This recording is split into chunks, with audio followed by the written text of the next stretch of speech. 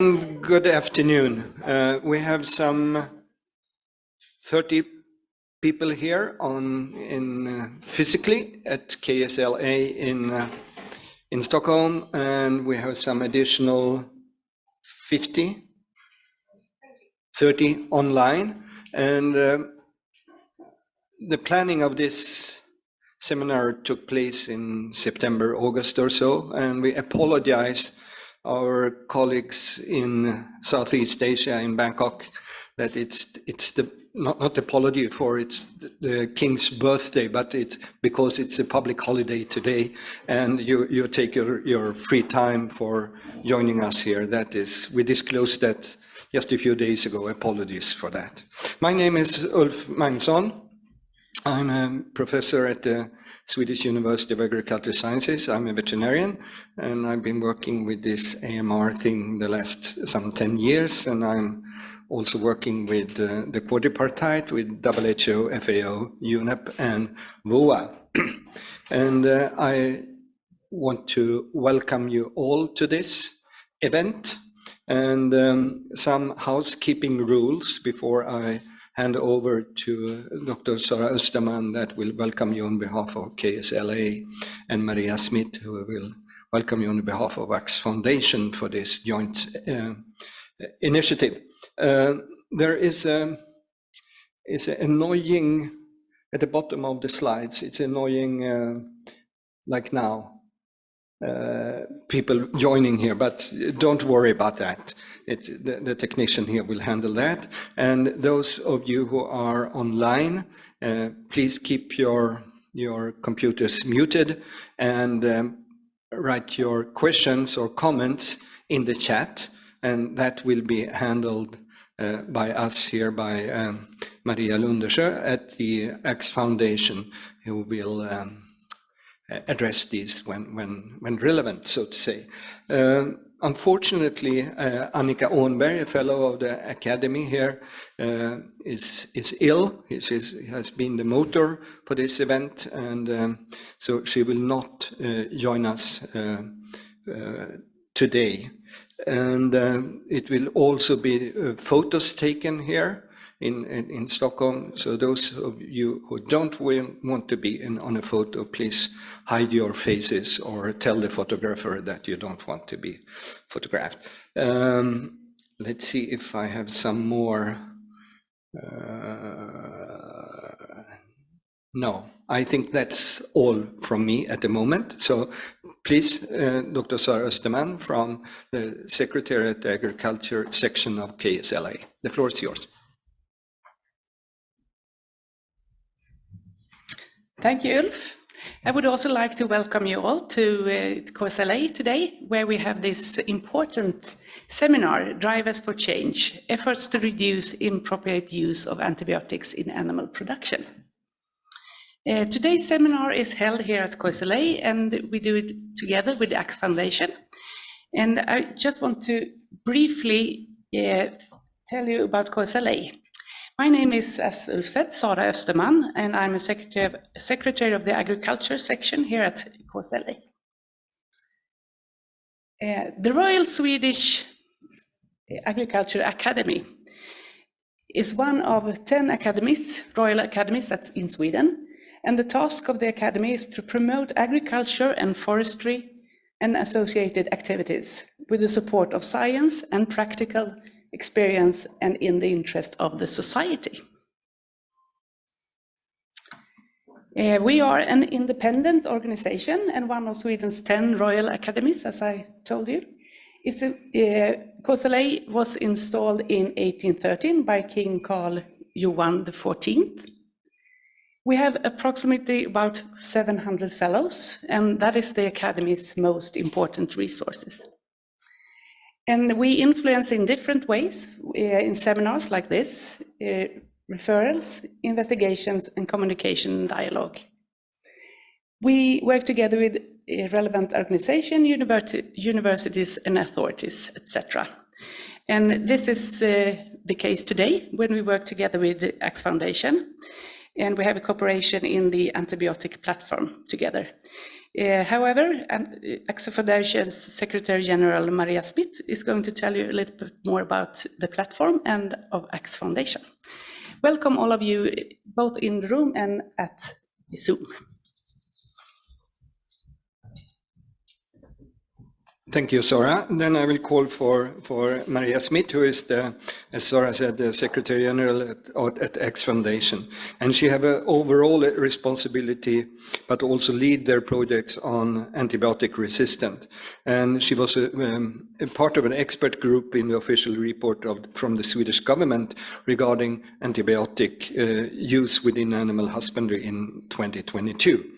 She has more than 20 years of experience working with sustainability with different sectors such as food, retail, and industry. She has an MSc in chemistry and is an executive MBA degree. So please, Maria, tell us about AXA Foundation and the platform. Thank you, Ulf. Thank you for that introduction. I also want to say a warm welcome to this seminar from us at AXA Foundation. We are extremely proud of the collaboration we have together with KSLA. The antibiotic platform is something that we've been working together for 3 years now, and we will continue to do that also going forward. And I will give you a bit more flavor on what the antibiotic platform is. But before that, I just want to briefly give you some words about AXA Foundation and who we are. So AXA Foundation is an independent and not-for-profit organization. Our mission is to, together with others, develop practical solutions to complex sustainability challenges. One challenge is antibiotic resistance, which we have been working with for about 10 years now. We call ourselves a do tank rather than a think tank, since we are extremely focused on experimenting, testing, prototyping solutions that can actually bring about the change that is needed. Right now, we are running about 30 projects together with 300 partners. And those partners come from different parts of society. Foremost, we work with businesses and with scientists and academia. One of the projects that we have been working with for quite some time is antibiotic resistance. And I just want to mention the antibiotic criteria toolbox, which is, quite frankly, some quite useful tools that in this case consists of 8 criteria that can be used when sourcing meat, dairy, and seafood in a antibiotic responsible way.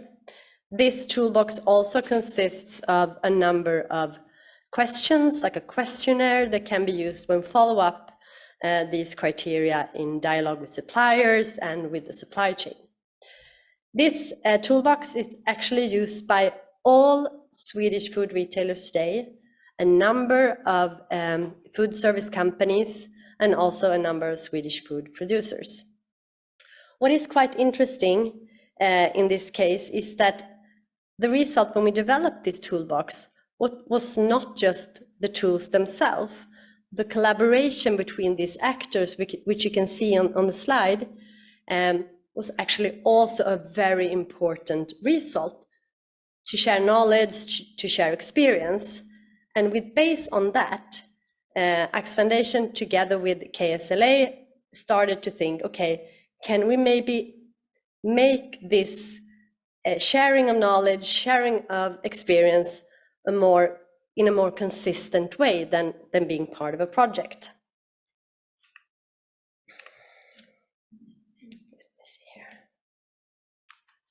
So what we did 3 years ago was that we started with an analysis of needs. What are the needs out there? We identified 120 stakeholders, highly important stakeholders, from about 100 different organizations.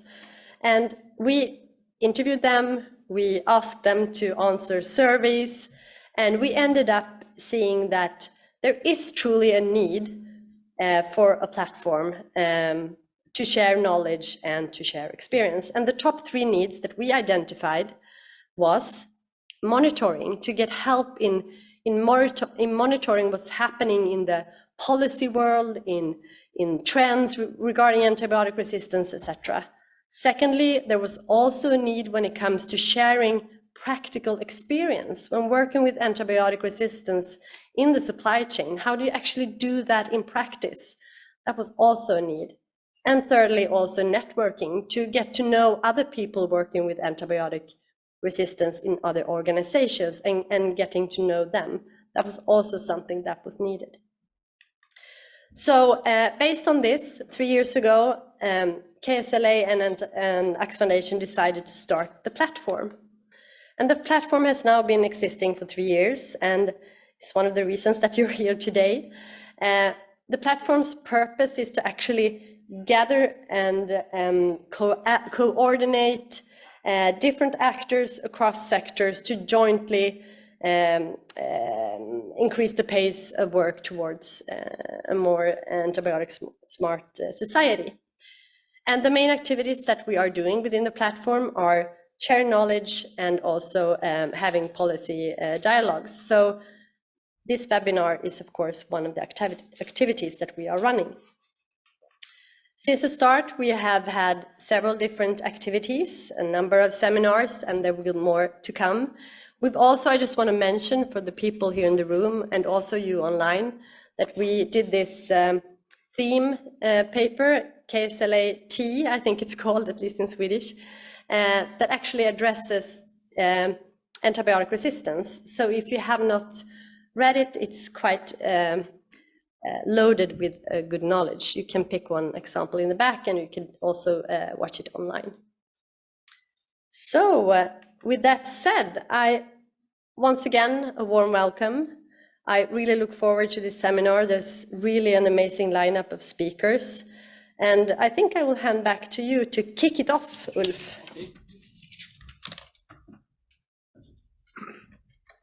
Thank you, Maria. Let's see if I jumped in as a chair for this seminar, and I was just supposed to give this presentation, but now I'm running the whole show. So, and I'm not that ambitious. It was because of the illness. I apologize if you will hear too much from me today. If I can get the presentation, please.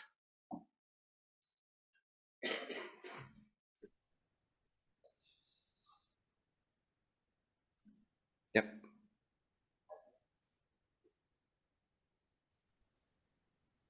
So, thank you. So I was supposed, as most of you here in Sweden, we have a strong, successful, and long-term engagement in reducing the resistance of antibiotics in the livestock sector. I think we are among the world leaders in that. But perhaps our ambitions have been very much focused on Sweden and then on the European Union, less in a global context.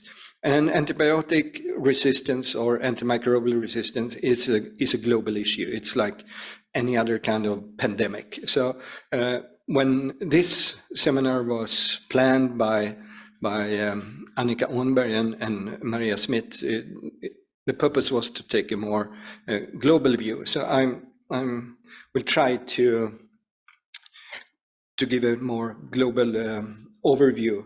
And I want to stress that my activities are only public funded. I think that is important to stress when you are close to policy issues in your scientific work. It's just a disclosure. Let's see, how do this work?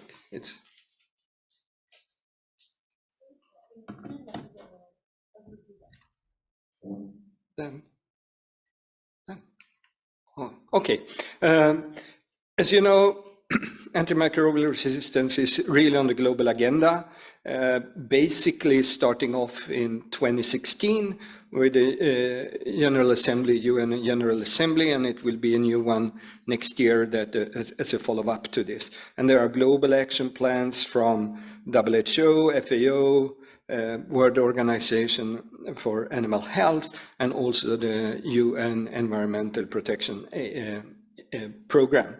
And these are called the quadripartite, and I'm working part-time for this AMR multi-stakeholder partnership platform. If you haven't looked into that, I think you can Google that and see. It's a good network, I think. And we just kicked it off a month ago about in Rome. So I think all of you here are more or less experts in AMR or antimicrobial resistance. In Sweden, we mostly talk about antibiotic resistance and often use this as synonyms, but antimicrobial resistance is actually a little bit wider. And it's also to remember it's natural occurring, but it may be acquired. And the driving force is when we use antibiotics, the more resistance do we get. So the trick is to use as little as possible, but use it when it's needed and do it in a smart way. And a smart way is to do it as targeted as possible, as most relevant, and in as small amounts as possible. So this is just the concept that my talk is based on, if I put it like that. It's estimated that 70 to 80% of all antimicrobials in the world is used in animals or in livestock. And this sketch from one of our publications is showing possible routes of transmission of resistant bacteria and resistant genes from livestock to the human general population. And there is an interesting OECD, ECDC report some years ago that among in EU and EEA citizens, 75% of the health burden of AMR is due to healthcare associated infections. And the other 25% are unknown. Sometimes it's obvious it comes from the livestock sector. But we don't know the magnitude of the transmission from livestock to humans, a kind of risk assessment. I think that piece is lacking. We have a lot of reports, but no real comprehensive risk assessment. Let's see if we can admit Lucia Leon Johnson, so we see the okay. So the question I think sometimes you have to pose, why is so much antibiotics used in the livestock sector? 70 to 80%. One is that still in some settings, it's used as a feed additive for growth promotion and also for regular disease prevention, a substitute for poor management, you may say, and also that we treat animals in groups, in flocks, in herds. And that increased the amount, of course. However, it's important to use antibiotics in a medical rational way to safeguard animals' health and welfare. I think that is super important to remember. That is an ethical issue. If we domesticize and keep animals, we have to keep them healthy. And following this, it will also safeguard the productivity and the producer's economy by using antibiotics or medicines in general in a sound and proper way. And also in a broader context to keep animals healthy, it supports the efficient use of natural resources and also greenhouse gas emissions efficiency. I think that is sometimes forgotten, and that is kind of, not to say new trend, but it's people realize this more and more.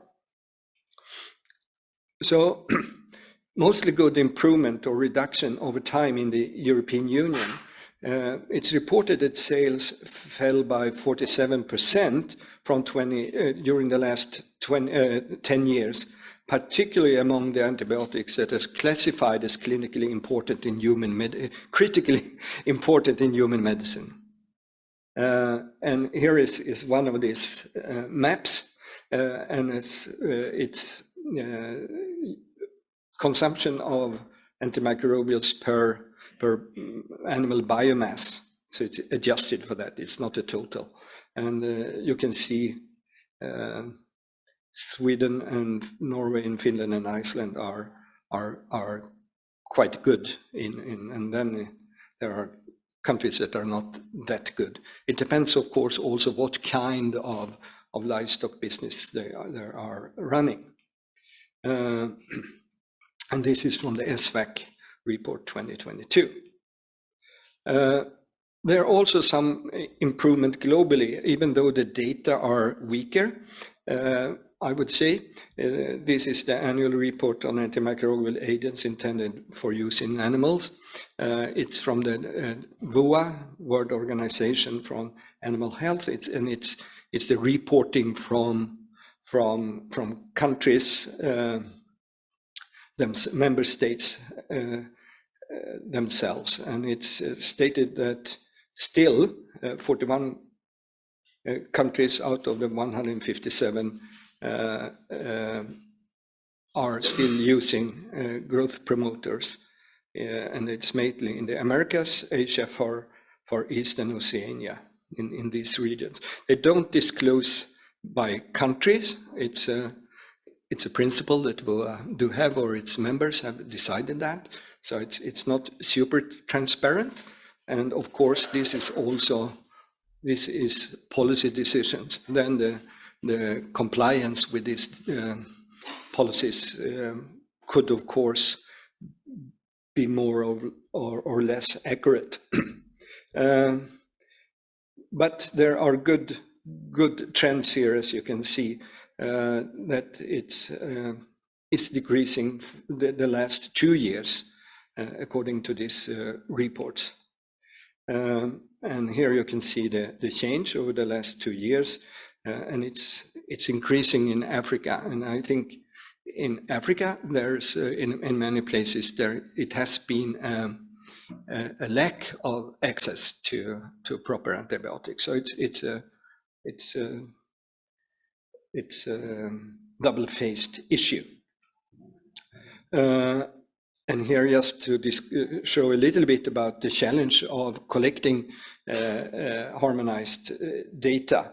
It's just in 17 countries within the WOA circles, and you see the reasons for what they claim they cannot do a good data collection, just to show this. However, systemic collection of resistance data is far more difficult, or it's almost lacking. EU and ECDC do have such a system, and there is this initiative TATFAR with the Task Force on Antimicrobial Resistance with Canada, EU, Norway, UK, and the USA. And of course, it depends on what kind of surveillance system you have, availability, how transparent you are, availability of data, what kind of data collection tools you have, regulatory frameworks and metrics and indicators for reporting data. It's a very diverse landscape here, which is a tricky aspect. But there are research data on use and resistance. This is a quite recent one from Thomas van Buckel's group, antimicrobial use in food-producing animals, and this is again adjusted for the biomass of animals in the different regions, and the purple one are where you find the most prominent use or the most intensive use you can see in the world. And they also do have these point prevalence surveys for resistance in the absence of systematic surveillance. And here they have normalized scientific reports in a way, and this is just based on what called low and middle income countries. And if you have such data at hand, you are welcome to put them in their open dispository in the resistantbank.org. But this is just to show you that the scientific community really want try to promote this kind of surveillance and monitoring. Then it comes to regulations and access to antimicrobials. Here is about prescriptions. In Sweden here, we take it for granted that you need a prescription for getting antimicrobials, but here you see that it's a wide variety between countries on this. And also when it comes to policies and regulations, it's a matter of compliance and also the capability of governments to enforce these regulations. I think it could be sometimes a gap there. I think we also see it in the perfect European Union, that there are gaps. Here is a graph from that we produced for a publication, my colleague Kristina Osbjer and Arshni Modi. And on the left, you see what is the number A there, or the letter A, is that in low-income countries, most farmers buy their antibiotics directly from a pharmacy or agrochemical shop or so, and the veterinarian has not that much influence. B is what you see in several countries in the European Union, where veterinarians are selling directly to the farmers. And C is what you see in Northern Europe, where veterinarians are not allowed to sell antibiotics to the farmer. And in the A situation, it's a matter of access to veterinary service, to professional veterinary service, and also to the cost for that. And there in the B, it's of course a commercial interest from vets and agrochemical shops to sell antibiotics. This is a conflict of interest. And the agrochemical shops, sometimes they are run by veterinarians or other qualified people, but they don't make a proper diagnosis of the animals. And the sad story is that it's weak economic incentives for producers to refrain from using antibiotics. It's cheaper to use antibiotics than doing other things, to change practices or buildings and so.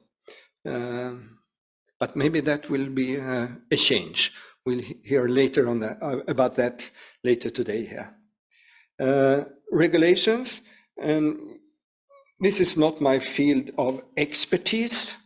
The EU regulations, I have had a long telephone call with my dear colleague Gunilla Eklund at the governmental office here. So if something is wrong, it's my fault. She tried her best to explain for me, but please excuse me if I'm wrong. I appreciate the conversations very much, though. But this is the new implementing regulation, just to show that now we're taking a step to strict rules on the veterinary prescription for prophylactic and metaphylactic use.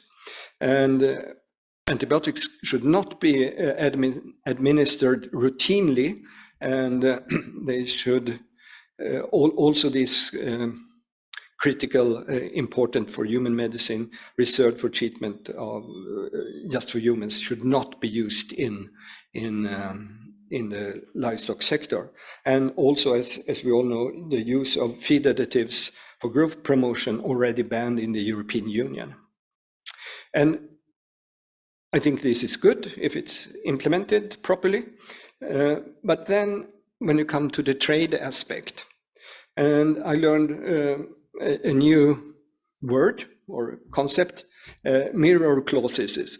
And that is that the regulations in the previous slides, for instance, should apply for import of animal products from countries outside the European Union.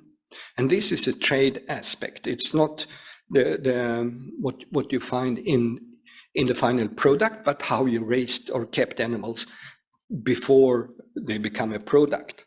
And of course, this is a WTO issue, and the Americans here is saying this is a 12th time the United States has raised its concern on the Committee on the Implementation of Article 118 of the EU Regulation 2019-6. So this is interesting, I think. That will be a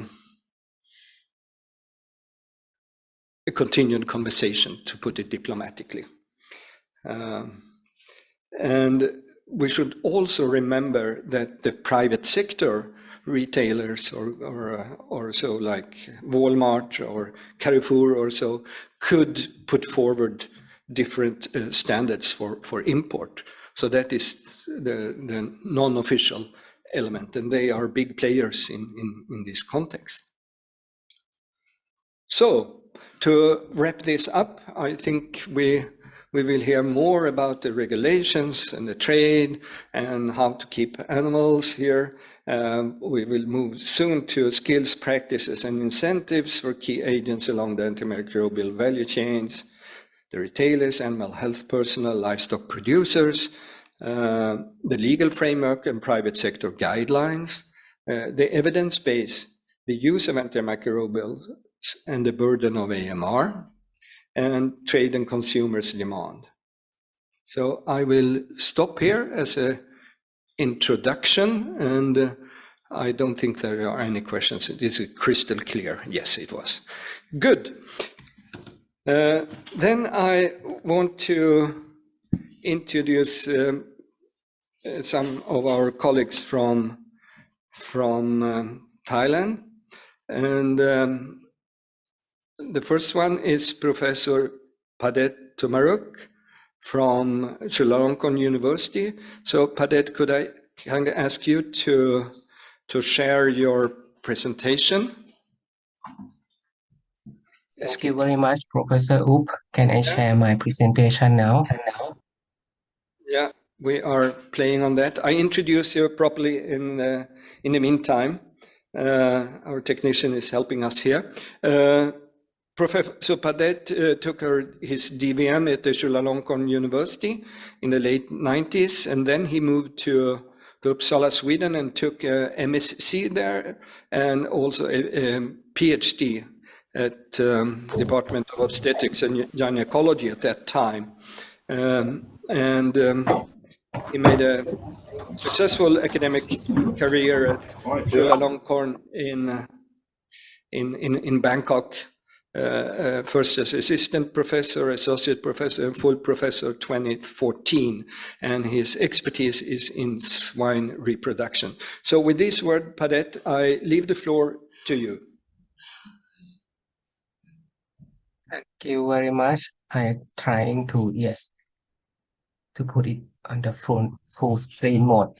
Yes, good morning, everyone. Thank you very much for inviting me to share some data from Thailand concerning the regulation and practice related to antimicrobial use and antimicrobial resistance in the Thai swine industry.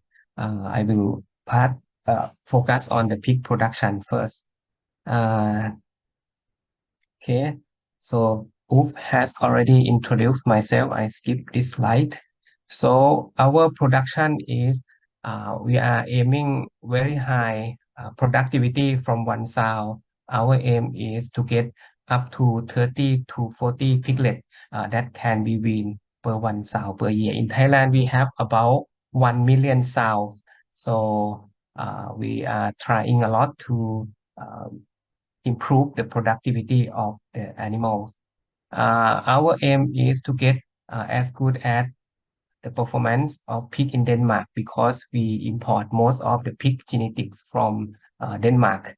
So in Denmark, they got as high as 34 piglet wean per sow per year, and then we are few piglet below the one that can be work in Denmark. So this is the swine production in Thailand recently published in 2021. As you can see here, the number of total piglet-born per liter is as high as 17.5, which we have up to 15 piglet-born alive per liter, and the base of our sow can produce up to 21 piglet per liters. But she spent a lot of time for farrowing. This is one of the problem that why we need to use some antibiotics after the sow finish farrowings. Some information about antimicrobial resistance. We conduct research in 2018, so some years ago, trying to investigate the evidence of antimicrobial resistance. I can say that our government also pay attention on this event, and they give a lot of grant to the researcher to conduct this kind of research. This is one of them. In this study, we compare the evidence of antimicrobial resistance from Escherichia coli that isolate from pig, and also from pork that derived from the slaughterhouse, and we compare the antimicrobial resistance marker between these two groups. And then also we compare the farm that use routine antibiotics with the farm that do not using a routine antibiotics in feed. And I can say that nowadays we are trying to increase the number of farms that did not use antibiotic in feed. In this case, we collect up to 300 commensal E. coli to study, and then we use a lot of material and technique that indicate the antimicrobial resistance in the bacteria. And then we compare two farms, farm A, which use a lot of antibiotics in the farm, and in farm not use antibiotics in the feed, called NA farm. Then also we also follow up until the slaughterhouse. We also found that Escherichia coli resistance to aminoglycoside is very common among the pig farm, and it significantly increased during the nursery phase and growing phase in farm that use a lot of antibiotics in feed compared with the farm that not use. So we realized that using antibiotic in farm, we increase the evidence of antimicrobial resistance. And then this is the, how to say, biomarker that indicate the antimicrobial resistance. We found several markers, but fortunately we cannot find any marker in the pig meat when compared to the farm. So it means that the microbial resistance in the farm and in the slaughterhouse is different.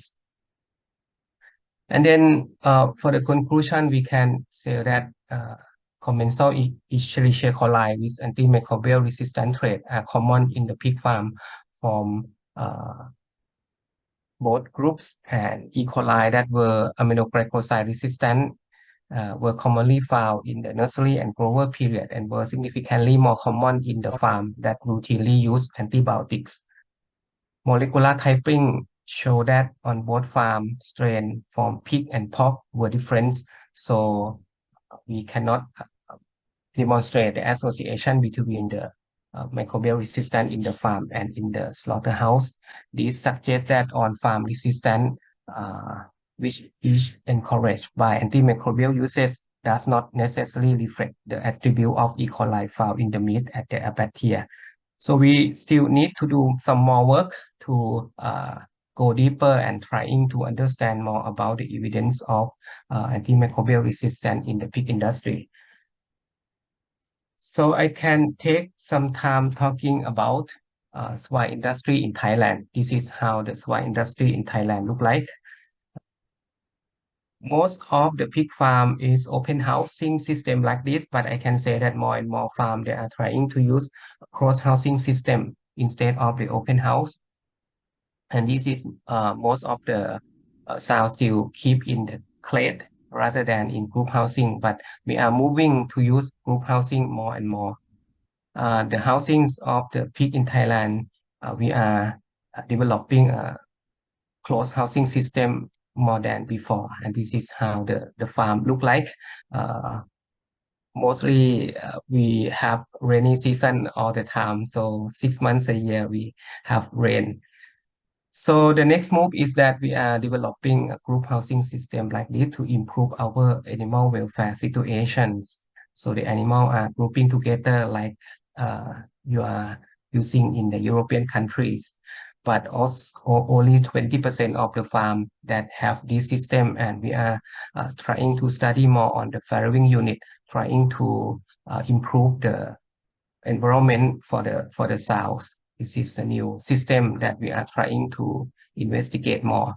So the swine industry in Thailand, I can say that about 60% more or less of the pig are produced from just 10 farmer. Like this, the number one in Thailand produce nearly 30% of the fattening pig per month. So, and number two also produce approximately 15% of the pig per month. So this farm have a very strong policy to limit the use of antibiotics in feed, but another 40% is rather difficult to control. And this is the number of sow in these 10 farmer in Thailand. And this is how the nursery phase look like. So as you can see from the environment, it's rather difficult to limit the use of antibiotics sometimes. And this is a lesion of one disease called swine erysipelas. So it causes sickness in the sow, and this has to be controlled by the antibiotics. The size of swine erysipelas is increasing after we limited the use of antibiotic in feed in the animal. So I can say that now our government decided to ban the use of antibiotic in feed as a regular basis. So we are decreasing the use of antibiotics, and this is the sign that the government put in the pork product to say that it is okay to buy this and it is safe enough to buy this product. The last issue I would like to say that we are doing some research trying to investigate the antimicrobial resistance in the boar semen, trying to investigate the alternative method to use in the semen extender instead of antibiotics. So as you can see here in the swine industry, we are still using antibiotics in the semen dose as an extender, and then this may more or less cause some antibiotic resistance in the near future. Unfortunately, the boar semen contain a lot of bacteria, so we have to think more and then find out alternatives that good enough to use to replace antibiotics in the boar semen. Without antibiotics, so the semen quality is going down day by day, and the total bacteria count is increasing. So this thing to be continued, and then I think we are trying to limit the use of antibiotics in the pig farm and trying to standardize the farm in Thailand in the same standard. Thank you very much. Thank you, Padet, so much. We will have another insight in the pig issue and AMR in Thailand. I want to introduce Associate Professor Yatisada Yevakanon from the Khon Kaen University in northeastern Thailand. If you are prepared to share your presentation, and after this intervention, there will be opportunity for you to pose questions to these two colleagues. Then also you will be able to, they will join us in the panel discussion at the end of the day. So there will be a second opportunity. So Professor Yatisada also have a PhD and MSc from SLU in the early 2000s. He is teaching and in charge of teaching on pig production and pig diseases, pig reproduction and AMR in Khon Kaen, and he's also serving as associate dean for academic affairs at his university. So please, Jatisada, the floor is yours. Thank you very much, Ulf, and have to say good morning to you. I would like to talk. Can you hear me? Yeah. Yes, it's perfect. It seems like I'm alone. I would like to talk about our work here in Khon Kaen for this joint programming initiative AMR project in Khon Kaen. And this is the team that worked at that time. You can see from different places, and we have Professor Ulf Magnuson as the main in charge of this project. And this is a map of Thailand, as you may know, and the green color is the Khon Kaen province. It's in the northeastern parts of Thailand. And enlarged map of the Khon Kaen province, you can see the name of the many districts in the province. And you also can see, I think, the pink color dot. Many pink colored dot representative of the pig farm. They have small pink and the bigger, and the last pink mean the bigger farm, the last farm, spread all over the province. And we study the antibiotic use and farmer practice, antibiotic resistance in fecal E. coli from human and pig at farm. And we grouping the farm into two scale, medium scale farm and small scale farm. We have 51 medium scale farm and 115 small scale farm that we study is here. And this for middle scale farm, they are they are between 100 to 500 sow, and this is a picture of the farm.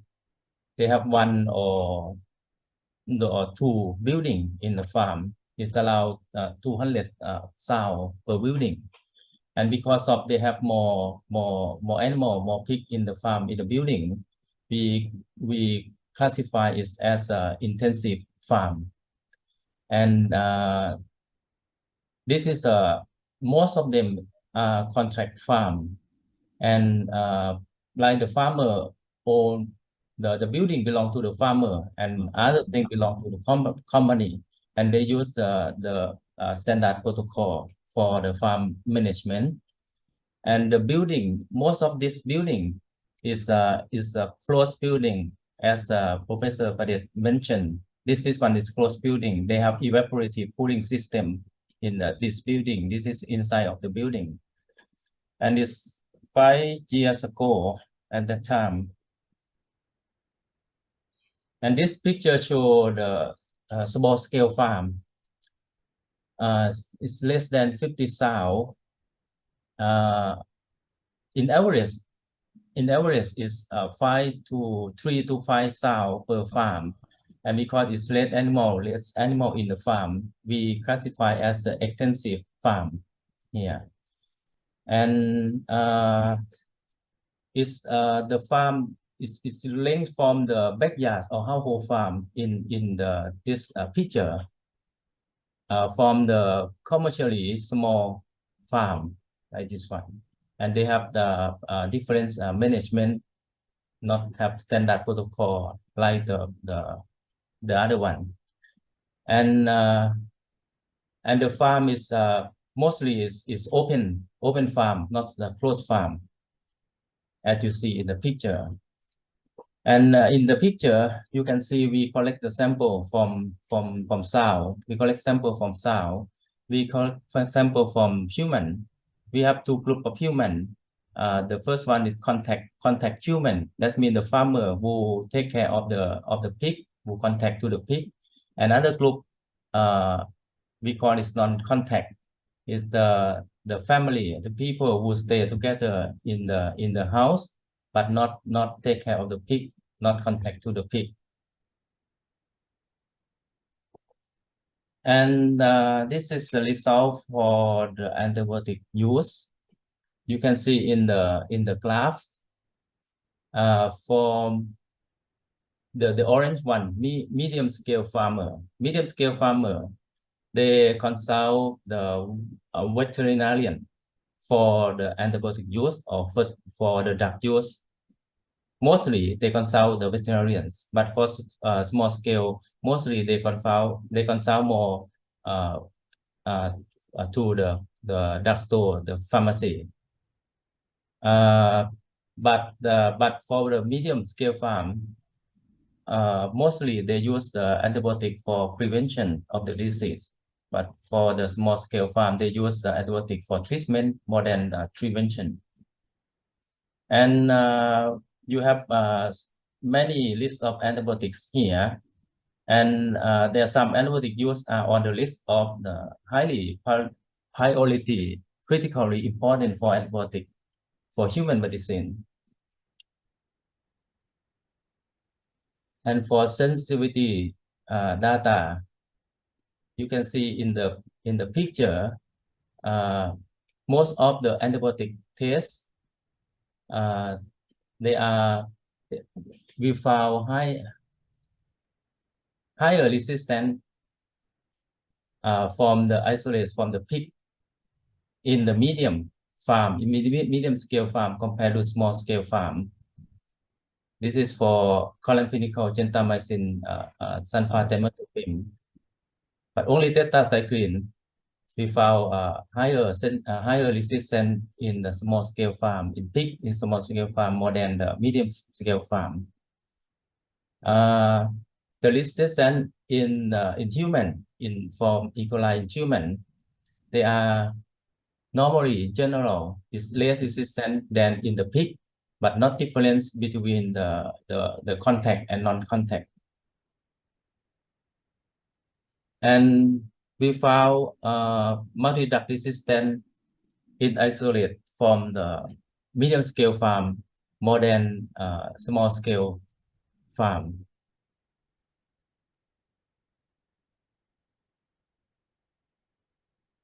And we also study the zoonotic prevalence and dissemination pattern of antimicrobial resistance in this environment using antibiotic sensitivity test data and genetic characteristic by whole genome sequence. I'm not expert in this kind of methodology, but we found that zoonotic transmission of colistin resistance in small scale farm had a dissemination gradient from pig to handle to non-livestock contact. And we conclude that horizontal gene transfer is likely the major mechanism of zoonotic antimicrobial resistant gene dissemination.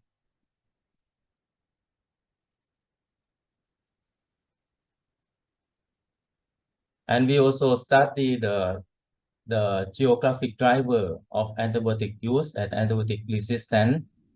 And we found that farm with drug-resistant E. coli were located closer to drugstore and has a higher proportion of disease than farm without drug-resistant E. coli.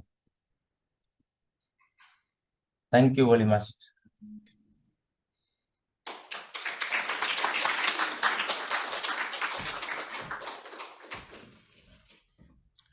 Thank you so much, Yet.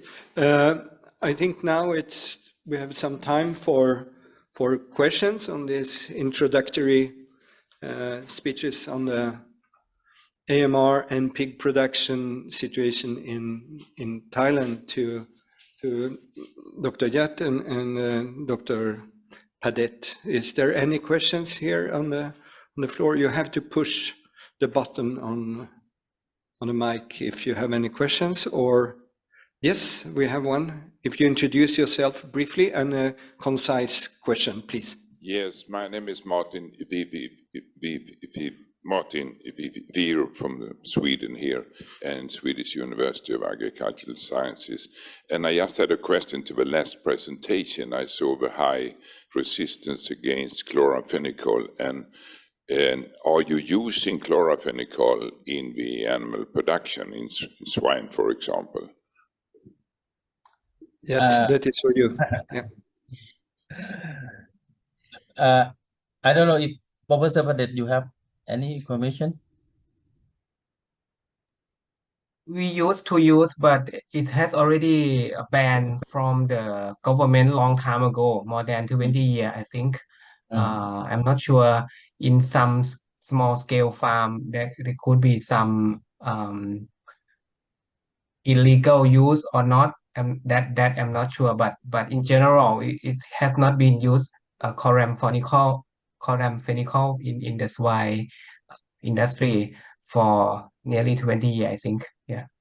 And according to our study, I think we don't see that they use the chloramphenicol in that farm. Thank you. Some more questions? Comments? Very clear presentations then. Anything in the chat? No? Okay, thank you so much, and sorry for disturbing you in your public holiday. And I hope you will join us or stay until to the panel discussion at the end. You can mute yourself and enjoy the rest of the presentations. Thank you again.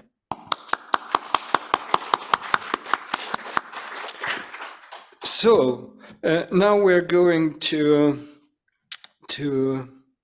have a comment or reflections from a more monitoring surveillance perspective. We have the pleasure to have Dr. Mary-Joy Gordon-Sillo here. She's based in Bangkok. She's the antimicrobial resistant regional project coordinator at the Emergency Center for Transboundary Animal Diseases at the FAO Regional Office for Asia and the Pacific. Prior to joining the FAO, she served as the Science and One Health Coordinator of the World Organization for Animal Health sub-regional representation in Southeast Asia. She earned her degree in Doctor of Veterinary Medicine from the University of the Philippines, Master of Tropical Veterinary Science from James Cook University in Australia, and also her PhD from the Michigan State University in the USA, where she specialized in AMR, in livestock and health communication. It's a pleasure to have you here, Mary-Joy, and you have indicated that you have to leave after your presentation, but we will have the chance, I hope, to pose some questions. It's not because of her non-interest in this, it's the public holiday thing. She has a sister that is coming and joining her. So please, Mary-Joy, sorry for this long introduction. The floor is yours. Thank you, Dr. O. So for this afternoon, let me maybe present a perspective from a regional lens.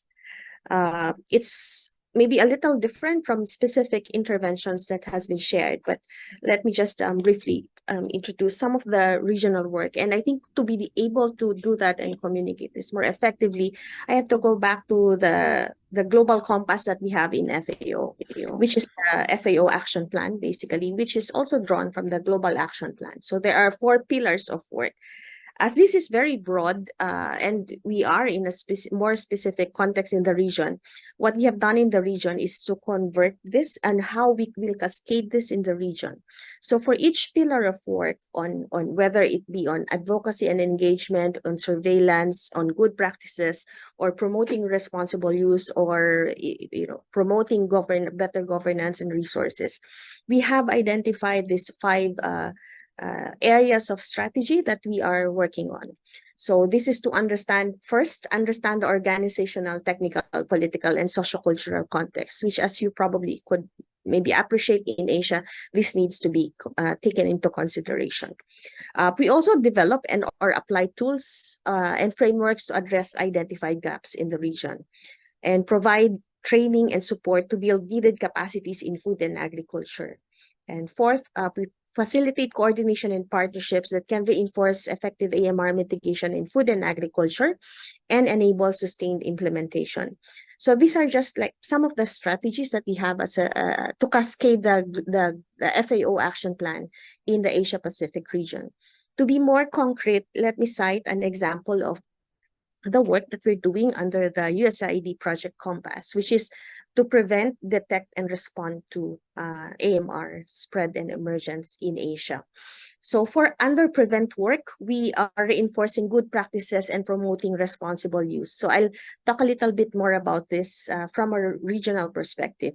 And for detection, we strengthen surveillance and research so that under prevent, the focus of the work is to reduce the need for antimicrobials, or if we need to use it, how to use it responsibly.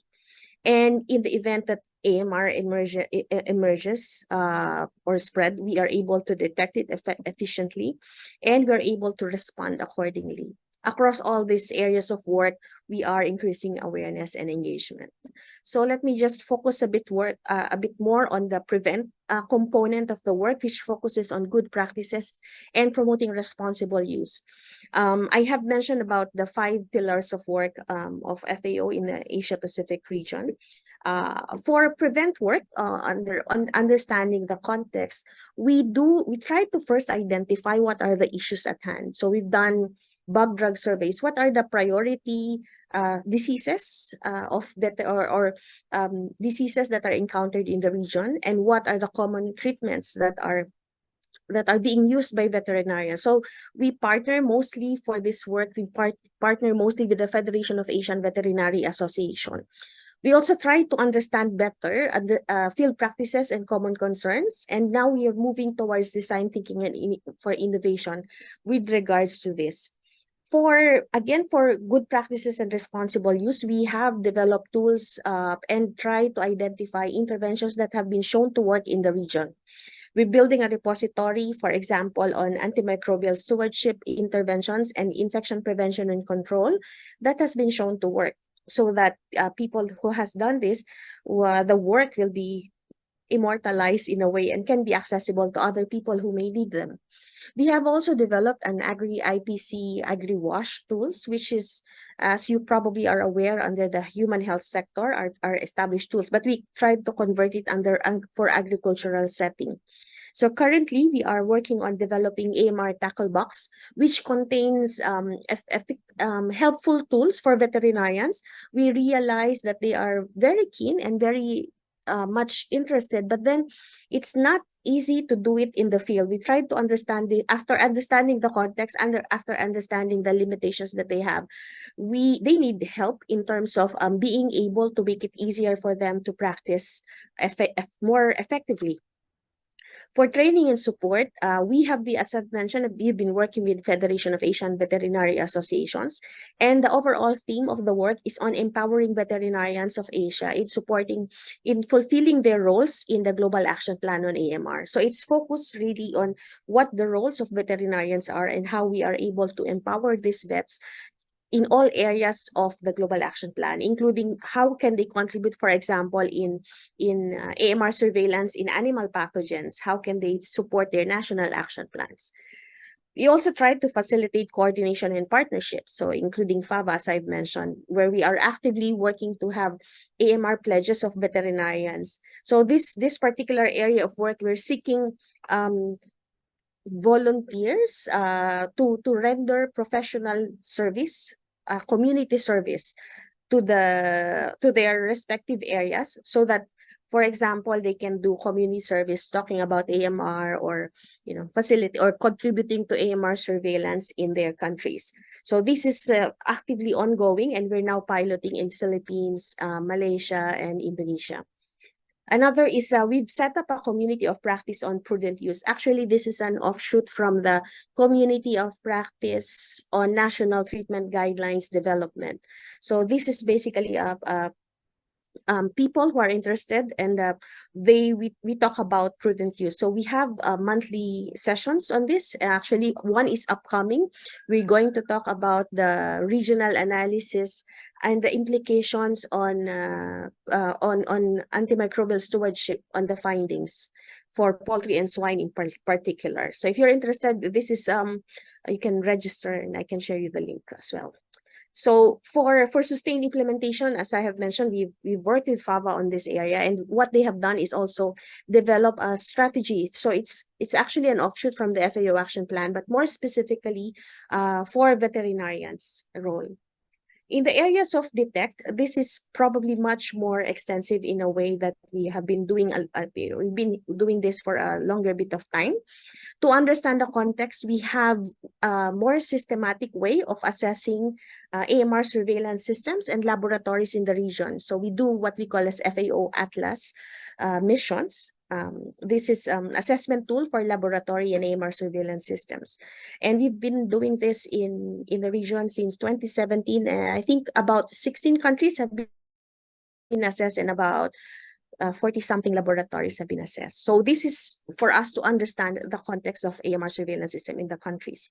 We also developed and apply tools. Mainly the work is on regional guidelines on monitoring and surveillance for antimicrobial resistance, for antimicrobial use at the farm level, and antimicrobial residues. We also develop tools for data generation and data management, such as regionally customized broth microdilution plates and data management templates.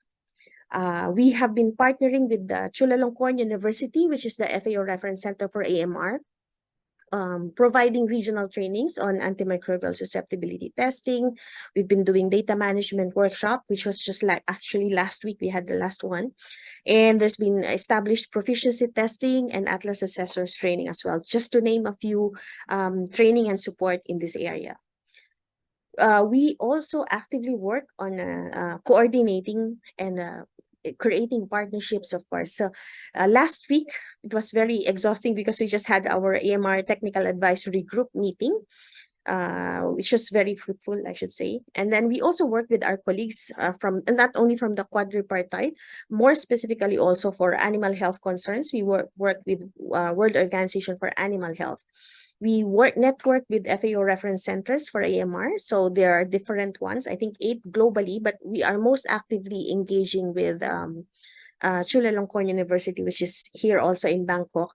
But we're also working with United Kingdom network consortium of FAO reference centers on AMR. And also very soon, I think also in Denmark. So aside from this, we're building networks, researchers of AMR laboratories and AMR data analysts. So I think part and integral to the work of creating effectively is to build networks. And for sustained implementation, we pilot initiatives, we facilitate development of national AMR surveillance plans and regional analysis. We have started to work on AMR data analysis mechanism where we bring together all raw data from the region. I think to illustrate how this change has been evolved over the years, of course, it is not, it's not only us working on this, it's a whole plethora of countries, international experts that are working with us. And I think this is basically, a lot of this work is regional based. But maybe to summarize, let me share with you sorry, one more slide. So that just to show the interconnectedness of the work on promoting responsible use. This is not a standalone, it's one of the pillars of FAO work. But of course, policy and support is needed to be able to reinforce this. We also have reinforcing good practices, which is reducing the need for antimicrobial use.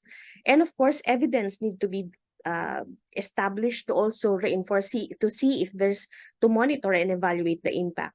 And around this, there is behavioral change that is needed in all areas of work, from high-level advocacy to veterinary behavioral change to farmer behavioral change. And of course, all these are also interconnected by itself, evidence, surveillance, and all these 5 areas of work are all interconnected. And I think just to summarize, as I have mentioned, this is a short minute video. The work that we have been doing in the region is a collection of contributions from various experts. And just to show you the transformative work that has been happening, just to show you this as one of the last slides, no?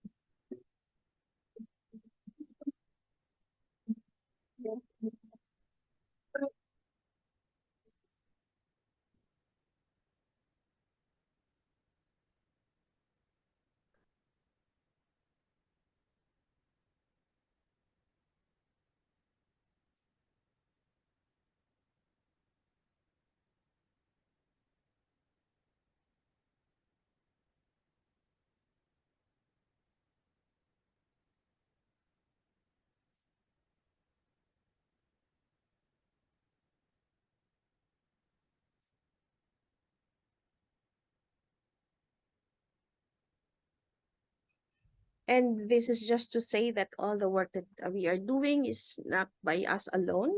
It is together with all other partners and international collaborators. So we try to work and pursue with the end in mind.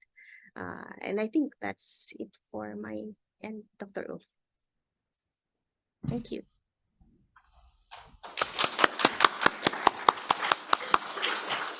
Thank you, Mario. I hope you heard the applause all the way to Bangkok. Yeah. Anyway, are there any comments or questions to Dr. Gordon-Silla?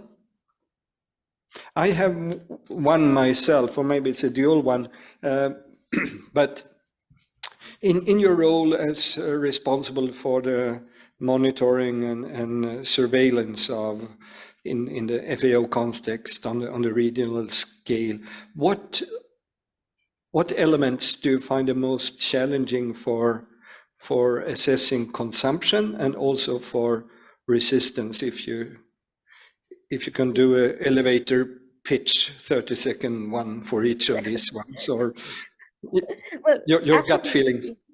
Yeah, well, actually, we've reviewed, like when we did the regional AMR data analysis, other than just reviewing the context, we reviewed the methodologies.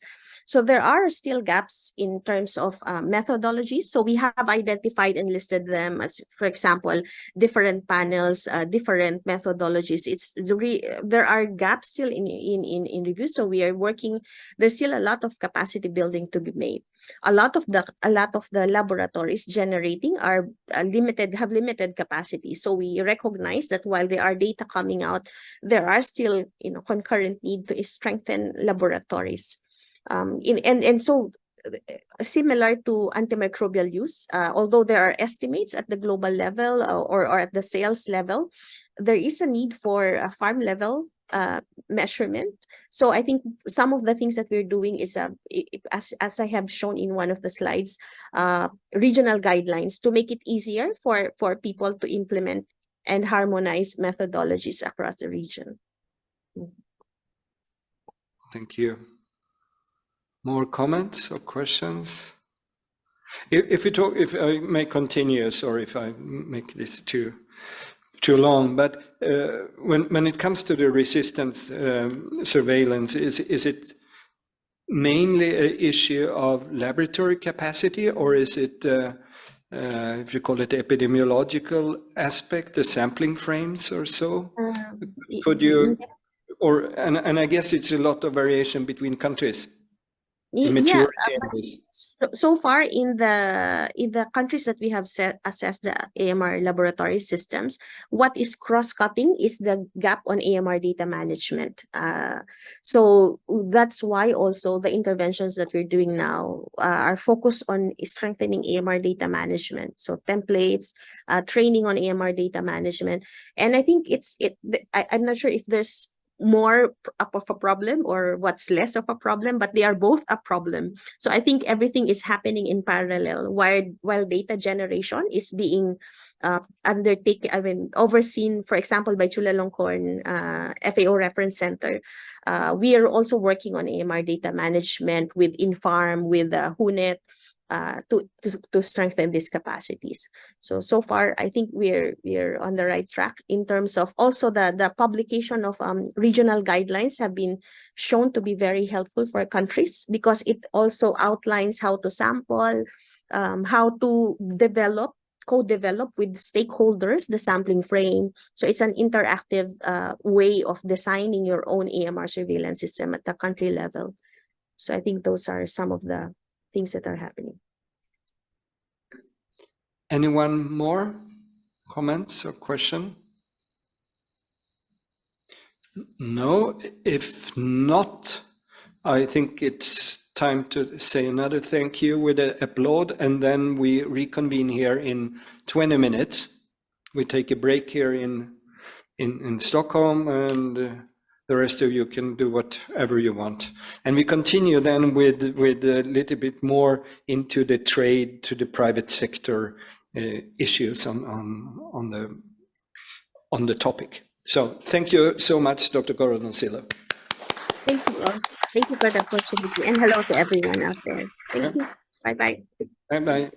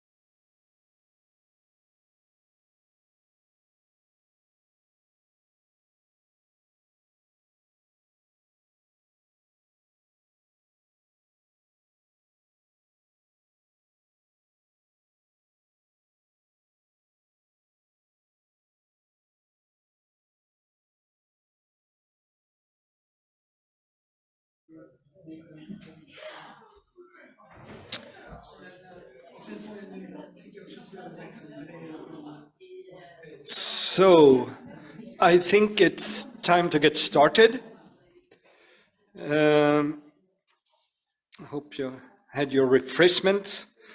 And now we will hear more from what usually is called the private sector, related to sales and to trade. And we will start off with Dr. Erika Rapp, who is the head of quality and product development at Menigo Food Service Limited. She's an agronomist in food science and PhD in culinary arts and meal science at Örebro University. Is that true? And she's also a former chef and studying and working within the food and meal business in different positions for over 30 years. I think that is very encouraging to have this kind of background. It feels safe.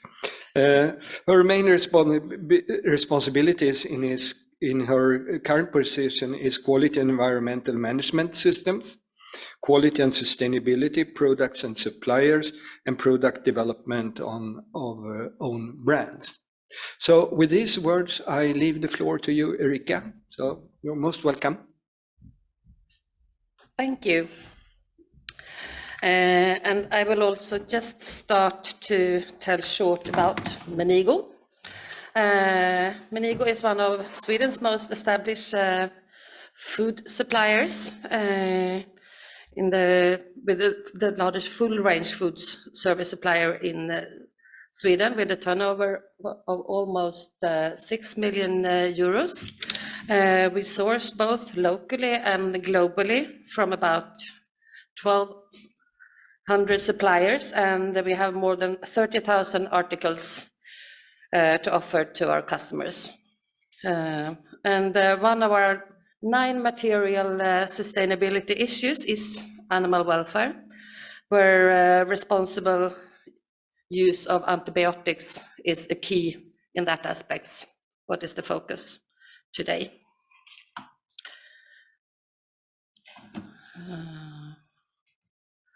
And we have a broad range of customers, from simple neighborhood restaurants to ambitious luxury restaurants.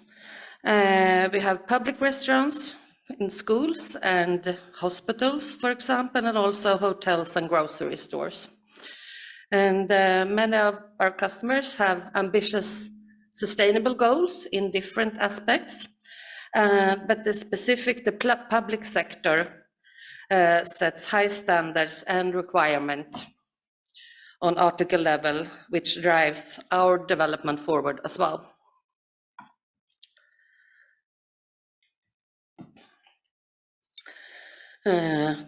And the National Agency for Public Procurement has a set of criteria which the public actors can choose from when in the procurement process. And one of them are requirements for responsible use of antibiotics. That says that the criterion require that antibiotics shall be no use for promoting growth or routinely as preventive measures, only gives to sick animals or as prescribed by a veterinarian to animals in groups where disease have broken out. And the total number of medical treatments must be documented along with the reasons for treatment and medical preparations used. And the critical antibiotics may be used only when it's needed in exceptional cases.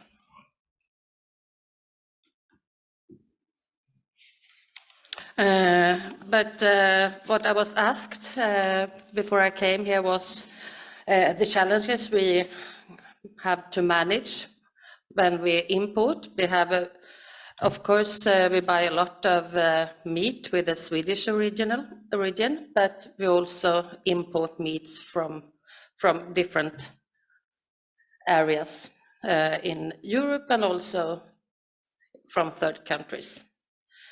But one of the main challenges for us that is we have quite a long way from us. There's several steps from the customers and from us and through different stakeholders down to the farm level.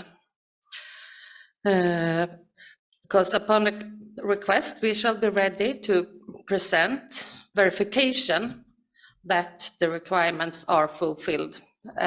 For example, if we have a public customers and they do spot checks, and then we need to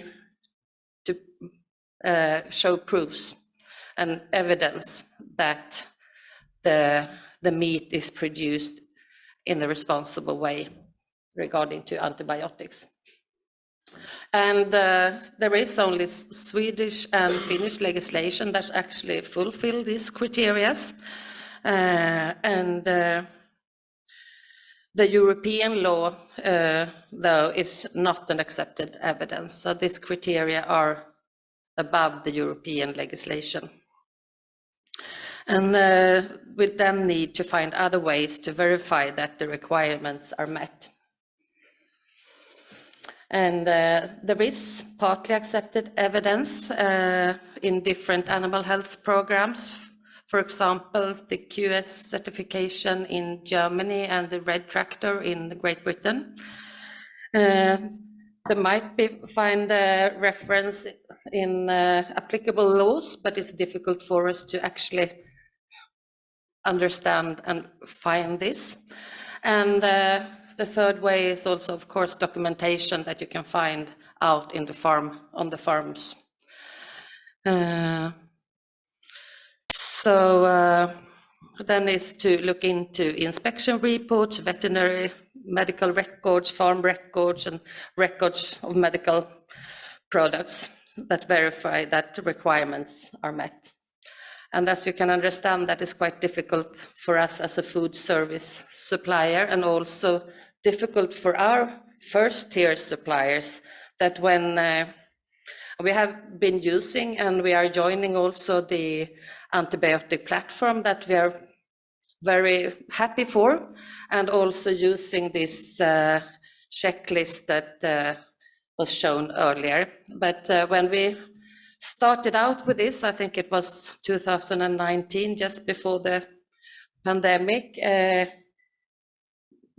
several of our suppliers didn't understand the question, or what actually shall they give us, and we couldn't really interpret either the answers from our suppliers. You can imagine when we have a dairy or a producer making sausages, there is still quite far away from the farms where the antibiotics are used. So we hired external consultants. We are joining the antibiotic platforms, and we're using the checklists and conduct audits together with the experts, and also follow them out to the farms and learn a lot. But we also learned was, yes, we can get a little understanding how it works in different countries and in different type of productions for beef and pigs and chicken, for example. But it's very difficult for us to verify, because we can't come out to all farms. Of course, there are very many, but also not all farms do actually accept visits. They don't want to let us in. So we have since then become very humble about the complexity of the problem.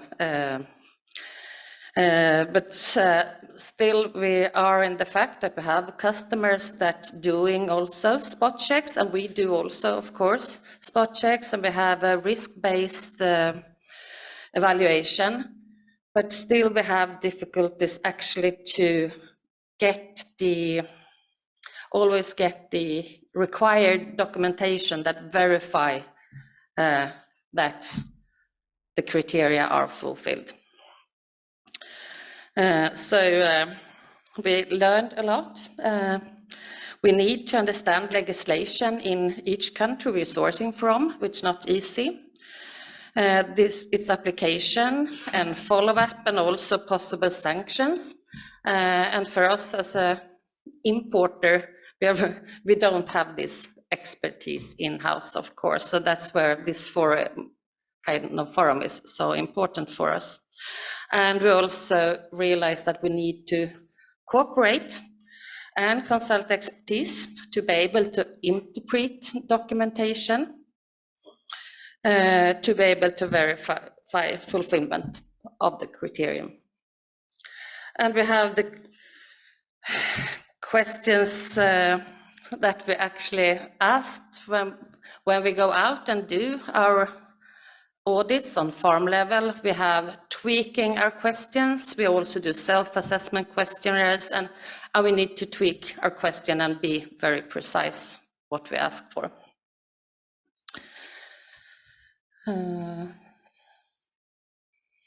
And we think there is a need for a reliable verification system. We also need expertise and guidance to create consensus throughout the supply chain, from our end customers down to the farm level, that we actually can align and agree on what is an appropriate verification. How can we align on the acceptance for the level of risk-based follow-up and spot checks. We do need, I think, a more concrete also in this antibiotic platform, with concrete help with how we interpret legislation. What are there for different third-party certifications that are available around the world, and what are they cover and what do they not cover? And we also think there is a gap between what the slaughterhouses and also the dairies are actually need to cover in their follow-up from the dairies, and what our end customer require from us. So it is very difficult for us to go through all the supply chain all the way for all products and all farms. So what we would wish in a perfect world is that the same requirements of verification for the primary recipients of live animal and milk as those from the end customers, to reduce the gap. And they also have this system that also following up from a third-party perspectives. Yeah, I think that was short what we need and we wish, our challenges, and also we also really want to do this in the best way, because as we have heard here also, there is a global problem that we need to solve together.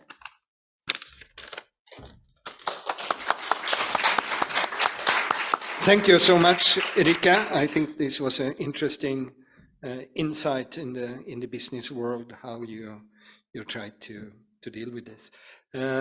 We will save the time for questions after the second presentation, and I want to welcome Mr. Vorapong Yamatrakul in Bangkok, and if you have a presentation you want to share, please go ahead. We take away the one from here. Are you with us? Yes. Can you stop sharing the previous one first? The technician is here. In the meantime, I have the pleasure to more properly introduce Mr. Vorapong. He is an environmental engineer with a focus on sustainability. He serves as the Director for Sustainability at CP Foods, a global leader in integrated agrochemical, agro-industrial and food business, as many of you know, particularly in livestock and aquaculture. So we will have a more focus on aquaculture here. He possesses extensive knowledge and experience in the shrimp supply chain. And presently he serves as the leader for a task force on AMR called for SEABOS, an initiative that involves collaboration among leaders in the seafood industry to promote sustainable practices and responsible management of the world's oceans. Mr. Farapong, the floor is yours. It will be very interesting to hear your presentation. Welcome. Thank you. So good morning, everyone. Thank you for inviting me to this important event. I am Warapong Yemjakun, representing CP Food, and I am also serving as the leader of the SEABOS, the Seafood Business for Ocean Stewardship, in the Task Force 3. Yeah, today I will explain our concerted effort in SEABOS to address the pressing issue of the antimicrobial resistance in aquaculture. The implication of the AMR are profound, not just in health, but also economically. It incurs substantial cost of national economy, prolonged illness, leading to increased hospital stay, heightened medication expense, and also personal financial hardship. The absence of effective antimicrobial poses heightened risks in modern medicine, especially during major surgery and cancer treatments. In aquaculture, this concern intensifies due to the inherent connection between operations and the environment, elevating contamination risks and environmental impacts. This urgency has driven SEABOS, a collective alliance of community and scientific partners, to embark on a shared mission to address these challenges head-on. Allow me to provide a brief overview of the SEABOS, the Seafood Business for Ocean Stewardship.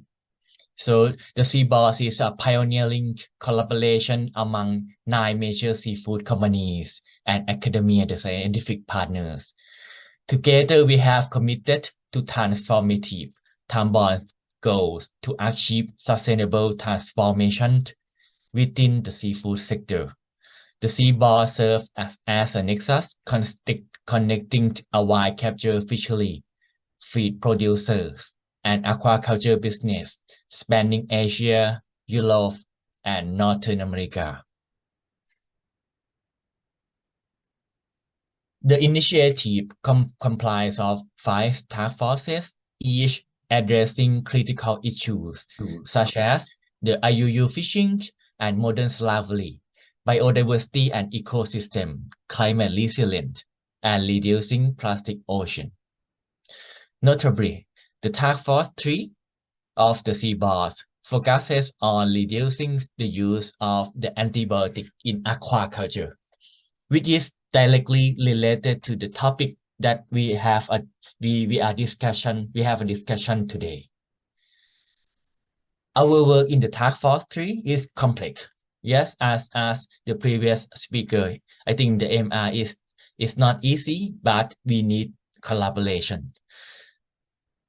Because it is complex, because it's covering diverse species, farming system, geographies, and also the national regulation, making it challenging to find a universal solutions.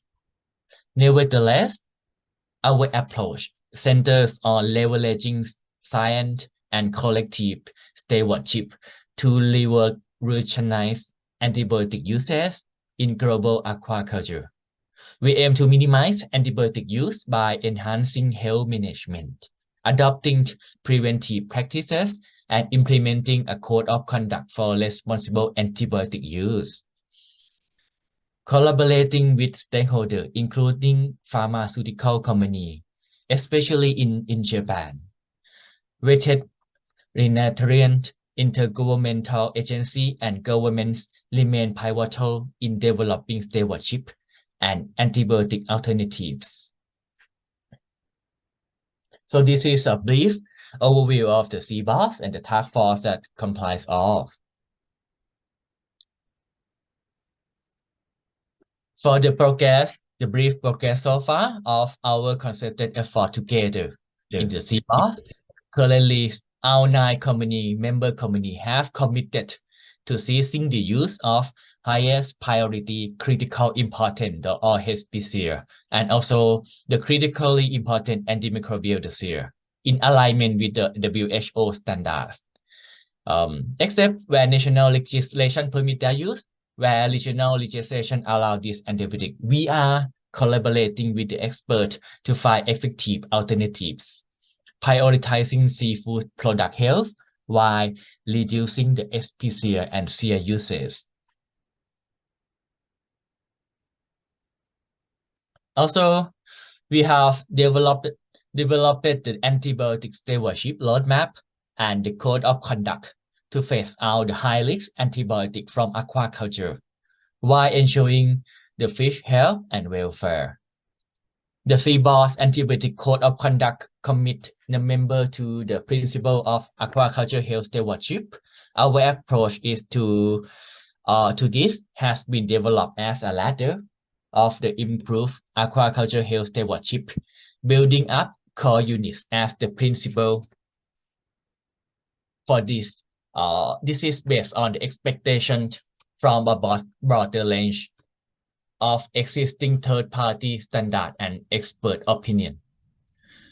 Each of the steps help improving the overall aquaculture health stewardship, reducing the need for antibiotic and ensuring that where they are used, they use appropriately. This shows a progression from obtaining and managing data of the stock health and the health management through improving antibiotic stewardship and developing a diagnostic service, obtaining access to appropriate treatment. Go beyond this, building capacity for a veterinarian prescription service, a detailed health plan, and on a side-by-side basis, which lead up to appropriate area management strategy in collaboration with other local and regional aquaculture operations. Together, this will lift aquaculture production up to a higher state of biosecurity management.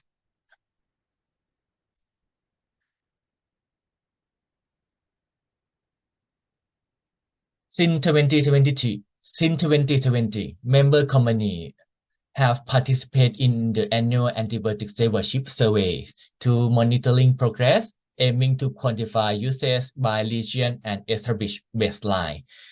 This is a critical part of the CBOS membership to demonstrate change toward our goals.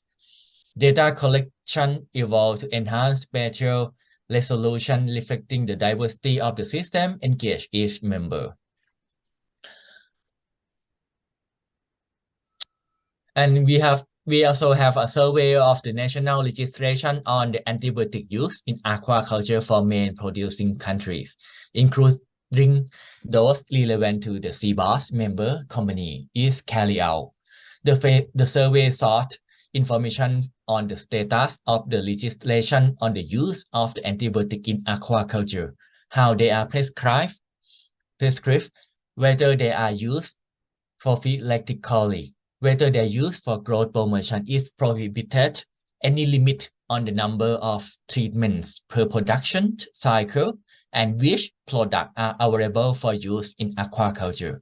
In particular, whether SPCA and CA are prohibited. So far, the survey has found good information for countries, but so encountered some bright spots whether there is no information has been obtainable. We are in the phase of focusing to getting the missing information. And in this year, 2023 marked as the establishment of the Keystone Project on the AMR gene testing in aquaculture, aiming to collectively test antibiotic-resistant genes. This pilot project involve renowned institutions and experts aiming to map the AMR genes, identify contamination routes, and establish links between users and resistance. The pilot supply chain of the AMR gene testing is conducting in the Thai shrimp supply chain with the collaboration with CRC-SAFE, the Cooperative Research Center Solving Antimicrobial Resistance in the Agribusiness, Food and Environments from Australia, and also the Chulalongkorn University in Thailand, and also other AMR experts in leading universities and agencies. So we anticipated the outcome from this Keystone project includes an industry-aligned methodology for AMR testing, a global heat map of AMR risks across key aquaculture sourcing country and species, validated intervention and increased understanding of the AMR mapping for the aquaculture. These insights will fortify the implementation of the CBOS antibiotic stewardship roadmap and foster engagement with government for policy development and improvement. Our collaboration extends beyond the Keystone Project, enabling us to scale approaches and learnings to other countries and species. Understanding the AMR at the farm level empower the farmers to make informed decisions, safeguarding the efficacy of antibiotics for future generations. Lastly, our commitment to combating AMR as a CBOS in aquaculture through scientific collaboration remains steadfast. Together, we strive not only to address immediate concern, but also to lay the groundwork for a sustainable and healthier future. Thank you.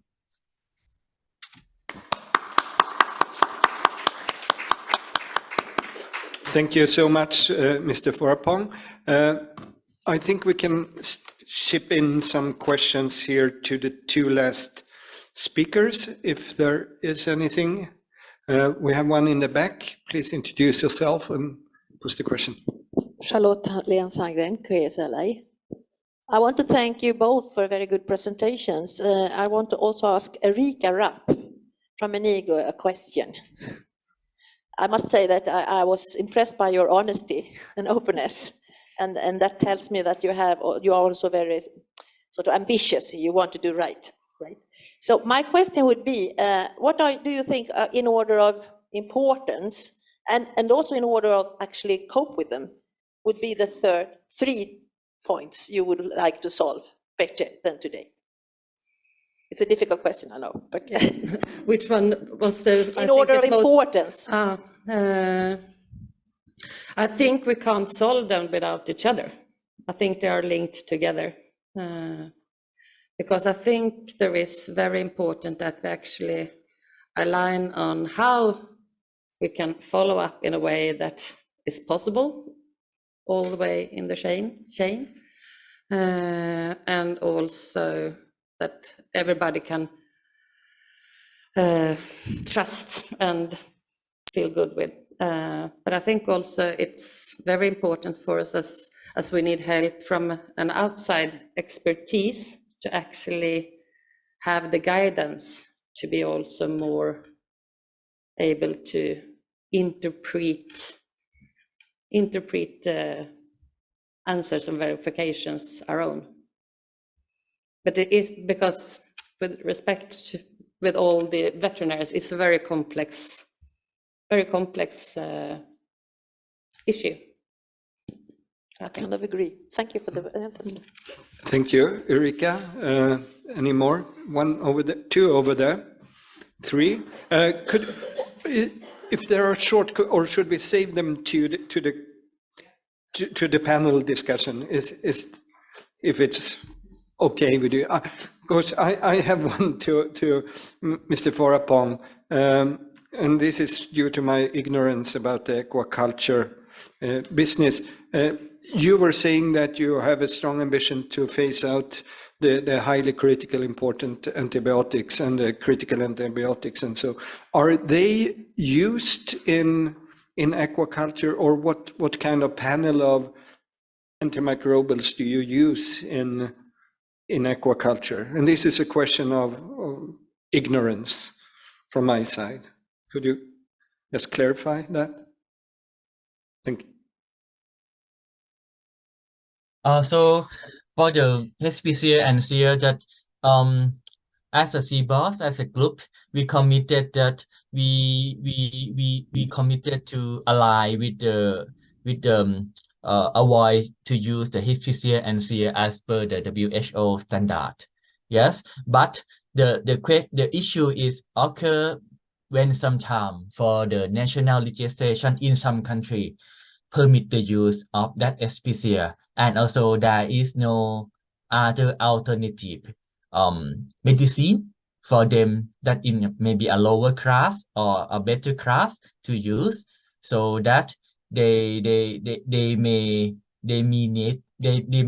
have no choice, yeah, to avoid use that. But we committed that those companies need to work with the government and the farm, maybe other stakeholder, a pharmaceutical company, to find the alternative for the use of the medicine for their aquaculture operation.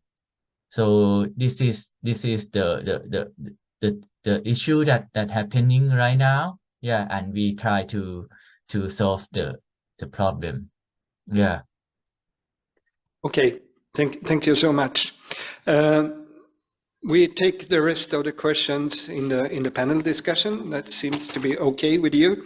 And thank you again, both of you.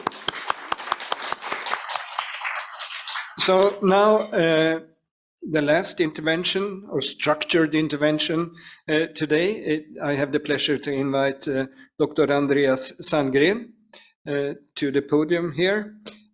He's currently the head of the Unit of Antibiotics and Infection Control at the Department of Communicable Disease Control and Health Protection at the Swedish Public Health Agency. Before joining the agency, Dr. Sandgren was the director of the Europe Office of REACT, an NGO on antibiotic resistance. Before that, he was the expert in tuberculosis at the European Centre for Disease Prevention and Control, the ECDC. Dr. Sandgren holds a Master of Medical Science from Uppsala University and a PhD in Medical Science from the Karolinska Institute, Sweden, and he was a postdoctoral research fellow at the Harvard School of Public Health in Boston in the US. So please, Andreas, you will take a more One Health approach, if according to the conversation we had a few days ago. The floor is yours. Thank you, and that's exactly what I'm going to do. I think we all enrich the discussion here from different perspectives, and are coming from the human side of matters on antibiotic resistance. But I think that these type of discussions, seeing perspectives across animal environment and human sector, are really enriching for us all. I'm going to focus on international policy level, taking the angle from the European Union point of view, but also looking out into the global arena. And I hope that complements what Professor Magnusson brought up, as well as Dr. Gordon Tillo from FAO and the Asian Pacific region point of view. And I'll start with segueing into this through the new European Union policy instrument that was adopted during the Swedish presidency, that in the European Union Council of Ministers this spring. It was adopted in June this summer among the ministers of the Employment, Social and Policy, Health and Consumer Affairs Council of the EU. And these council recommendations are aimed on stepping up the EU actions to combat AMR, based on a proposal that was submitted by the European Commission earlier this spring. And it was a major task of the Swedish presidency during this spring to get this negotiated among its member states here in the EU. It builds on and complements on the EU One Health Action Plan on AMR that was adopted in 2017 and should be seen as a way of strengthening and stepping up the actions that's needed in the EU member states.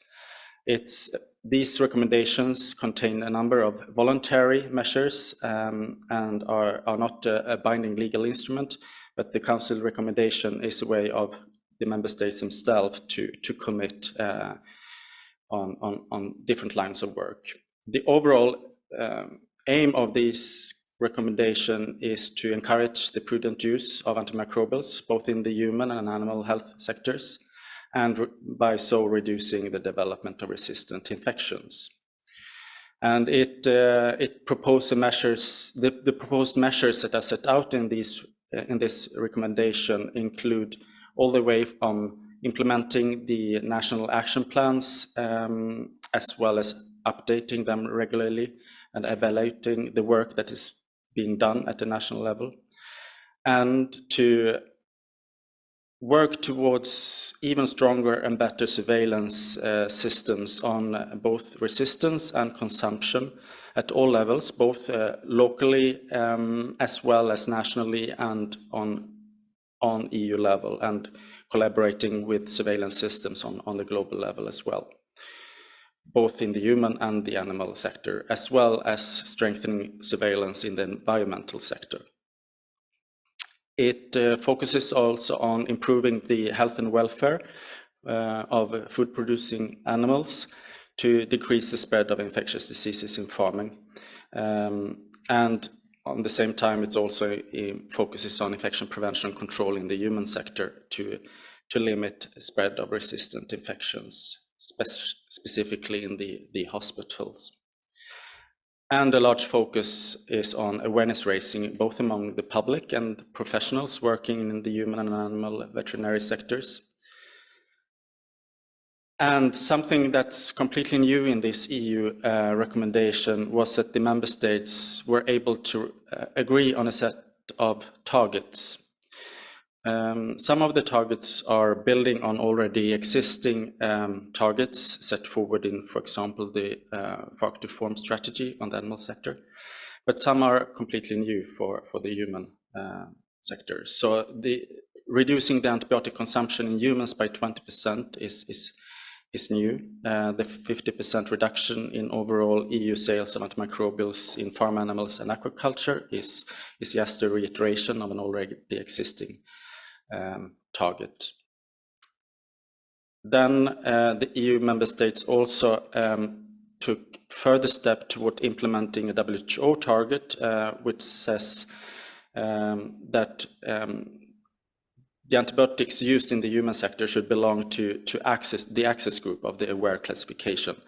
At the global level, the target is set at 60%, but at the EU level, wanted to take a step further and set the target at 65%. And this goal is aimed to use the right antibiotics, the narrow spectrum antibiotics that have the least potential of resistant development. And finally, there's a set of 3 targets focusing on the reduction of infections of the most important antibiotic resistance infections spread in hospitals.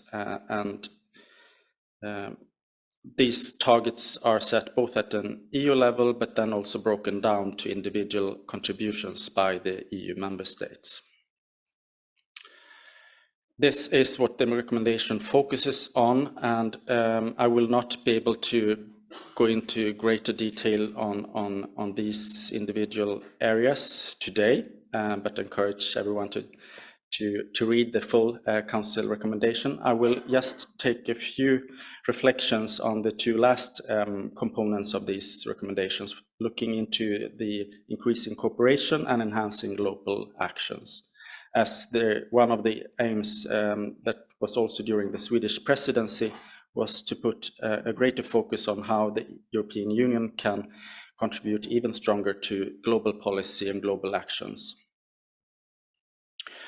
In terms of the EU cooperation activities, one of the actions put forward here is to enhance the cooperation on AMR between the agencies of the European Union working across the One Health sector, so including the Food and the Medical Agency, the European Center for Disease Prevention and Control, the Environmental Agency, and so forth. And they put out a One Health cross-agency task force that was formed earlier this year, and they published a joint statement just a few weeks ago during the European Antibiotic Awareness Day and the World Antibiotic Awareness Week. And this working group will work towards providing an effective platform to ensure exchange on information on AMR between the agencies at the European level, and work towards an integration, even stronger integration of surveillance data across these sectors. On the global aspect, the recommendations contain many more activities than these, but I'm just pointing out a few. For example, highlighting the continued implementation of the Codex standards and code of practices, etc., as important instruments to work on the animal sector. On the human sector and on the One Health collaboration, the EU has agreed on having a joint position in the negotiation on a potential WHO international agreement on pandemic prevention, preparedness and response. I'll get back to it in a minute. And then also on advocating towards the UN General Assembly high-level conference on AMR that's planned for in September 2024. And I'll get back to that in more detail soon as well. First, on the negotiation on a WHO international agreement on pandemic prevention, preparedness and response. The negotiations are ongoing on two fronts. One within the international governmental negotiating body of developing a new accord instrument. And secondly, a process of complementing and amending the international health regulation that already exists.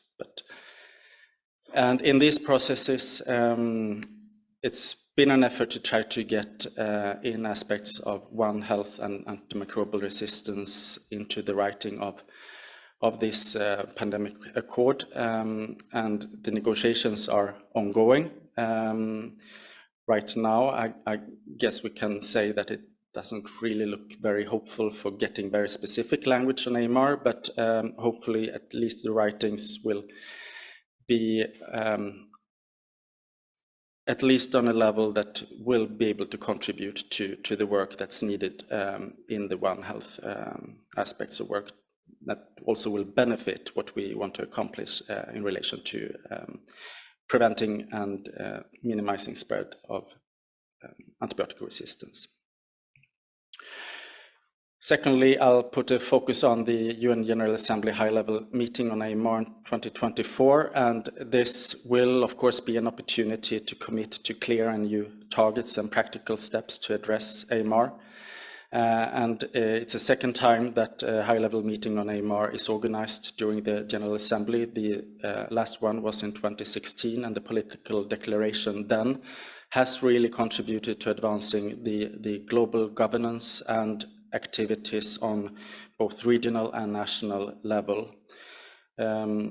There's right now a large number of ongoing initiatives and movements to shape the agenda for the upcoming UNGA. And I think we all need to pitch into making good plans and to take the opportunity of such a high-level meeting to make concrete commitments. The result of the 2016 high-level meeting, of course led to the global governance that we see existing today, the quadripartite joint secretariat, the global leaders group on AMR, the multi-stakeholder partnership platform that Ulf mentioned, that was launched in Rome a couple of weeks ago. But there's also elements of the global governance structure that are not yet implemented, such as the independent evidence panel, and such a panel would really be needed to be able to take on all the new evidence that's of course needed to be used in global and national policy making. In shaping the agenda towards the high-level meeting in 2024, there are many parallel discussions ongoing and different positions on what should be taken forward, including in financing, accountable governance, surveillance for action, transforming systems, the R&D and access issues, prevention, pandemic preparedness, etc., etc. But the meeting will hopefully also be a way of finding new strong narratives and messages for broader engagement in all parts of societies. And then there's also some work on looking into the possibilities of setting targets, goals, and indicators for this. And of course, the inspiration of what EU was able to accomplish during the negotiations of the Council recommendation could be a way to look at how this process could be facilitated. And with that, I'm thanking for inviting me to this and coming with slightly different perspectives. Thank you.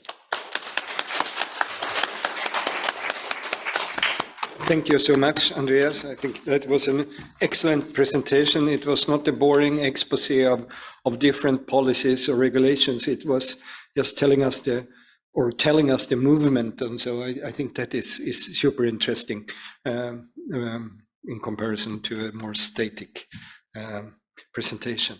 So now it's time for the panel discussion. So I'm asking the technical expert here to allow our colleagues Padet and Forapong and Yet to come on the screen. And to Erika and Andreas to sit here, if that is okay. And I should also mention that this seminar is recorded, not to warn you to say things, but it will be available afterwards on the KSL website, and you can see all the presentations there. I think that could be very interesting and useful.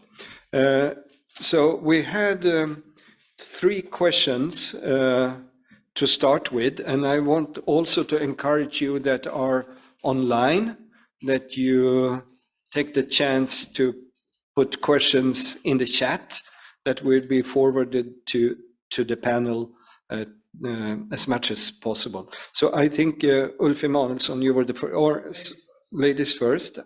There are 2 ladies. Ann Lindberg, please introduce yourself and go for it. Thank you, Ulf. Ann Lindberg, Director General at the Swedish National Veterinary Institute. I have a question for Mr. Forapong from CPF, and referring to actually the introduction made by you, Ulf, this morning, where I think I even took a photo of your slide. Well, you said there were weak economic incentives for producers to refrain from the use of antimicrobials at the end of the day, and therefore I'm so impressed to hear about CBOS and the cooperation between big aquaculture industry partners together with science doing so much good work. So the question I would like to ask is, what is the economic, because there has to be a business driver also for a CPF, of course, to engage in this. So I would like to hear about what are the economic incentives for engaging in antimicrobial stewardship from CPF's point of view.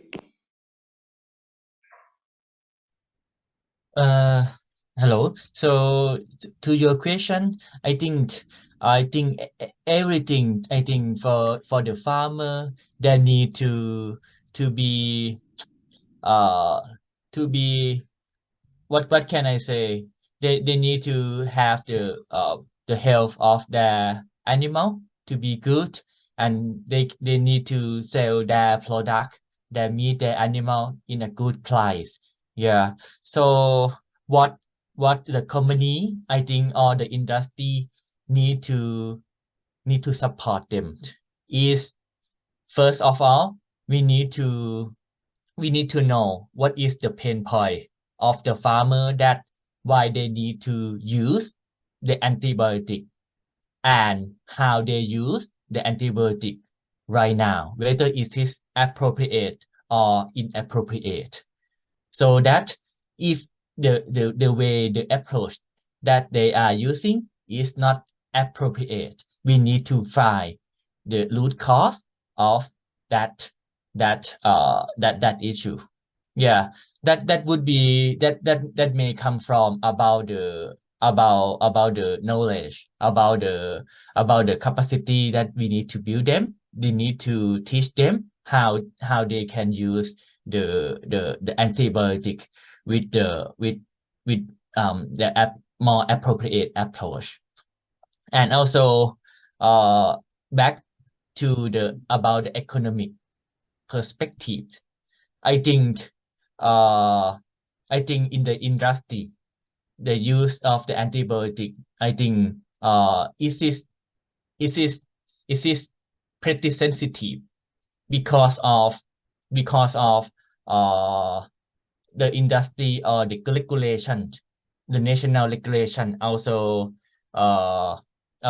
prohibited the use of the antibiotic in the aquaculture, such as in Thailand. Yeah, we have the list of the antibiotic that they cannot use. Yeah. So I think for the company, yeah, the first thing we need to do is we need to engage with them to find the root cause first. I think this is the key, and then make the solve the problem together from the root cause, from the issue that they face. Yeah, and we can also consider about the economic or the market approach we can support to them, to lifting up the baseline of the antibiotic use for the industry after that. Yes, so this is maybe the answer that I can give you currently. Thank you so much. We move on to Gunilla Eklund, please. Thank you, Ulf. Gunilla Eklund. Gunilla Eklund from the Ministry of Rural Affairs and Infrastructure here in Sweden. And I had a question for Dr. Rapp. I think you said when sourcing from other countries that you accepted national Swedish legislation. And I apologize if I missed something, but I think you meant that because we have stricter rules than the EU level rules. So I was wondering which rules you are referring to then. Is it on the use of drugs or animal health or animal welfare, or is it all of that? And just because why I pose this question is because we have this balance of private standards that can sometimes be a little bit misleading to consumers, that the legislation level is not enough, so to say, so that companies need to have private standards, if you see my meaning. So if my question is which legislation you were referring to as more strict. Thank you. Our requirements are in line with the Swedish legislation and also our guidelines and policies for animal welfare. And also, of course, it's based on that we also have customer requirements. So we are need to say the requirements for in the sourcing. We need to secure that our customers' requirements are met. But but I'm not really sure when I refer to that the requirements are in line with the Swedish regulation, and then it's difficult to follow it up in other parts of. Thank you so much. Can I? I don't know if it was. Yeah, I think I clear, understand that your driver is actually your customer or the consumer expectations and what they It's want. one of the drivers, Yes, of course, but we yes. have different, Yes. but we also have our own guidelines, so for I see. overall as I well. see. But then we have customer requirements that is more strict and less strict. So Okay. So okay, thank you so much. And just to clarify that the rules and regulations on how to use drugs to animals in Sweden is that is actually EU competence. So we are EU harmonized, and we don't go on a stricter level there. So okay, that's why. then maybe No, misunderstanding but for that's that, just but maybe it's in the broader perspective. Of yeah, animal it could be welfare on then, animal but, welfare, for example, because yes. there is a patchwork of No, directives. but then it's maybe, I think it's different in different EU countries, for example, how the legislation is implemented and also follow up. Because we can't use the EU regulation as accepted verification. Okay. So that's, maybe that's the gap then. Thank I don't you. know. I'm not the expert in the legislation, so that is our problem. So that's why we need help, I think. Thank you. Ulf? Thank you so much. I'm Ulf Moronsson at the Swedish University of Agricultural Sciences. And my question is also to Dr. Rapp and touches upon this issue of voluntary agreements and legislation. We have Axe Foundation, the antibiotic guidelines on that can be applied also for importers. That is voluntary, and I think there are very strong reasons to have voluntary systems. But I was wondering what your thought is about that, because voluntary actions can be avoided. Some importers may not necessarily abide to voluntary regulations. Would you rather prefer to have legislations? But then we come into this problem that you just mentioned, that we know that the laws are one thing, but the implementation or how they are followed up is quite different. So, so what would you prefer? Would you prefer laws to regulate what you as a company has to follow, or as now with the voluntary agreements? I'm not sure. The voluntary agreements are, of course, very good here, that we can agree maybe in Sweden, but it's maybe difficult to agree globally with voluntary goals. Very difficult question.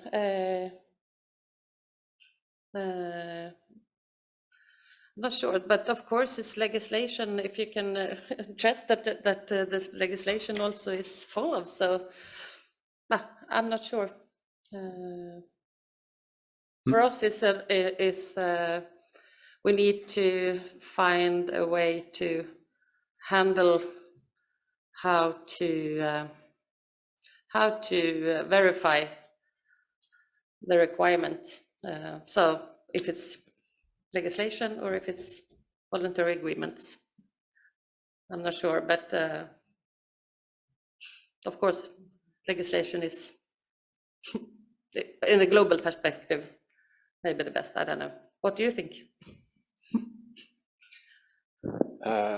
No, I think you're right that the legislation under the Swedish context might be good, because then we can enforce that it's followed. But having laws and regulations that are global and enforced and implemented the same way in all countries is not possible. So I don't think legislation is the solution. But then voluntary agreements can also be avoided. If I have the microphone now, Short, yeah. A question to Dr. Sandberg about the EU or Commission recommendations. I'm not familiar with EU lingo. So how committing are recommendations? They are recommendations, but then it's up to the member countries to implement them. Yes. Is it on?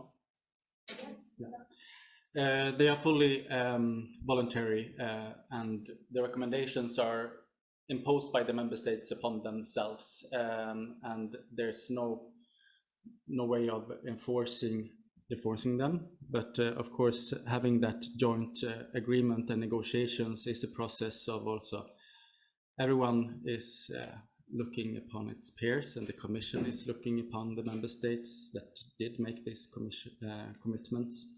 And the targets and goals that were set forward is, of course, a concrete way of also monitoring the progress in the member states and at the EU overall level. And it's the European Centre for Disease Prevention and Control that will annually include that in their surveillance and monitoring reports on how the countries and the EU overall is doing. They put out the first such report in a couple of weeks ago during the European Antibiotic Awareness Day. Thank you. Is that a direct comment to this? A short one, yeah. Okay, yeah. Jenny, please introduce. A short speaking list, so everyone take a chance. Jenny Lundström, I've been a consultant for explanation for the antibiotic criterion. And of course, this question of verification is crucial and difficult. But still, I mean, the criteria has now nearly been existing nearly 10 years. And we have, and during that period, there have been quite a lot of changes in our surrounding world with these targets that now are at the EU level and the new regulation for the veterinary medical products. I mean, we have worked in some sort of ambition to make it possible to include the criteria in different certification schemes. As at the continent, a lot of the primary production are under certification schemes, and that would facilitate your verification a lot. Yes. So my question to you is, how are you working with the certificate as QS Red Tractor? We have this Better Leben in Netherlands to include your demands to the suppliers. Yes. If you could comment a little bit on that, because yes, that I feel is the best way forward, so we don't build up parallel systems. Probably, and that's of course a journey for us to understand the different schemes and how they actually fulfill the requirements also. So I think that is something. I also think that the certification system is a good way moving forward. But I think we need to learn what systems there are and what they fulfill. Because of course the thing that has happened, if I just conclude, is that a lot of the thing that we have in the criteria is now included in the veterinary medical product law. So there is a need to secure these things from other parts than our criteria. That is a progress. Great. Thank you. We have something from the chat. Yes, a question for Andreas. The EU target 2030 of minus 50% sale of antibiotics to animals, has that been translated into a target for Sweden on a national level? No, so that specific target is not broken down on a country level. That is the overall for the total of EU, and it's not broken down on individual countries. And of course, for some countries that already have made huge progress of reducing the sales of antimicrobials in animals, they, so to say, have already made a good share of progress. There are other countries that maybe have to contribute more, but it's not broken down in that way. It's looking at the EU as a total, and the time frame from that is also from 2019 to 2030, even though it was by the time that it was launched, no specific and year, but that is now within this realm of the recommendations, the council recommendations. It's set for 2030 overall in the EU. Thank you. You had another one? Yeah, I actually have two more. I have a comment from Max Truel to CBOS, to the CBOS part. Addition to the question about economic incentives for aquaculture companies to reduce antibiotic use, it may involve short-term costs for improving husbandry, but on a longer time scale, the risks for development of antibiotic resistance impacting negatively on profits will be reduced from reduced usage, and also the public awareness of the problem or the risk with AMR may also imply bad business for those companies not working actively to reduce the risk. So that is also the connection to the economic incentive. I don't know if you want to comment further on that. I totally agree with Max because we working together in the CBOS. Good. Okay, next. Yeah, and then we also have some reflections about the preventive work with animal welfare and how that goes into this question. Both Ulf Nermark and Gunnar Ståhle is asking questions in terms of prevention is better than cure. What is done to improve the farm operations to improve biosafety, leading to minimizing need for antibiotics to use to treat disease outbreaks? And also Gunnar Ståhle is then connecting to that with promotive animal welfare increasing animal welfare to promote healthy animals. Do anyone want to comment on that?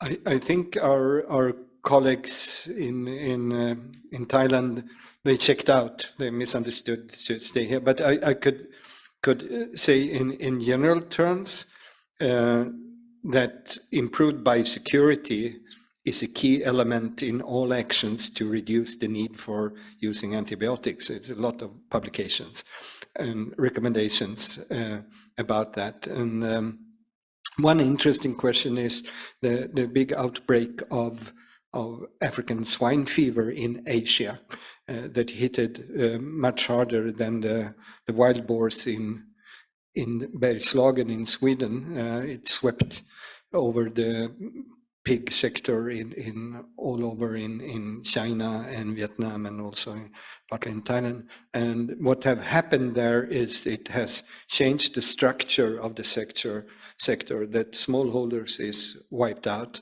and it's larger units that are possible to have a better biosecurity.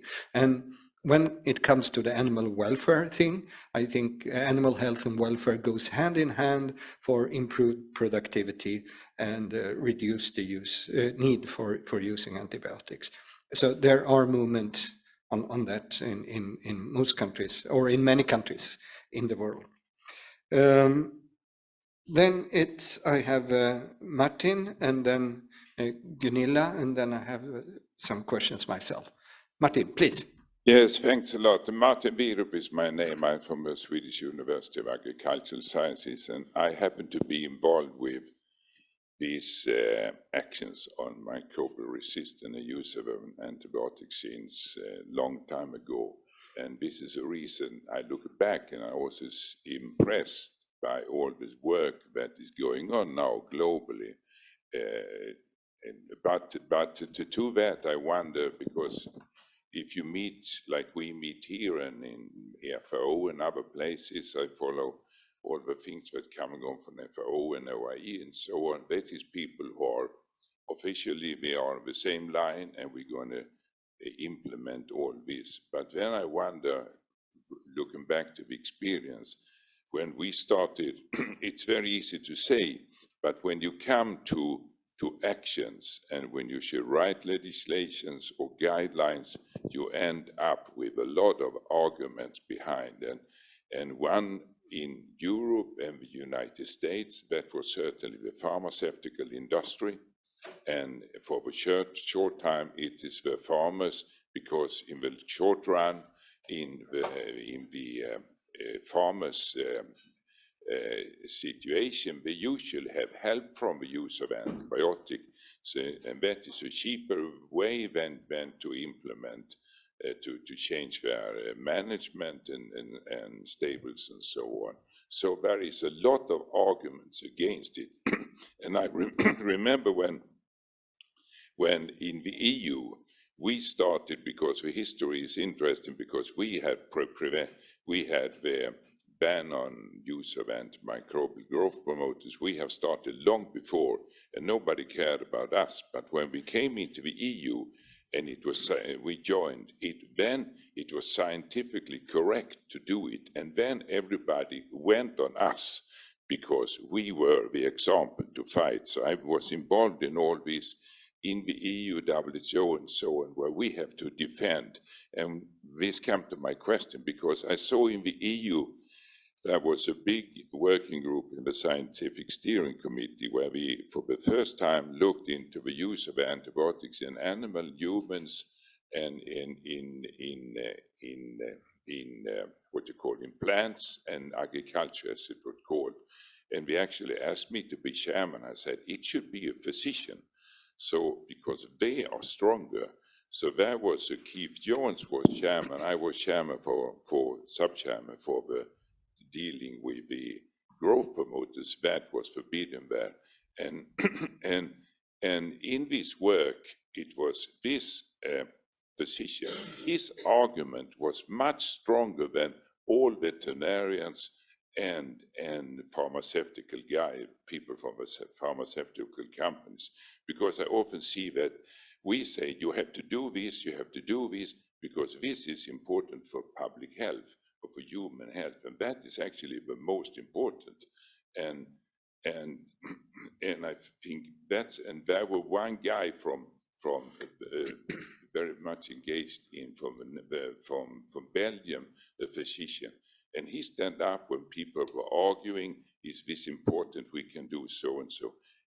I have today in my hospital so many people who are dying because we can treat them. And Otto Kars from Sweden and your procedure, he did a fantastic job in this way. So this come to my question today, when you in the FAO or go in Thailand and go in all countries, do you include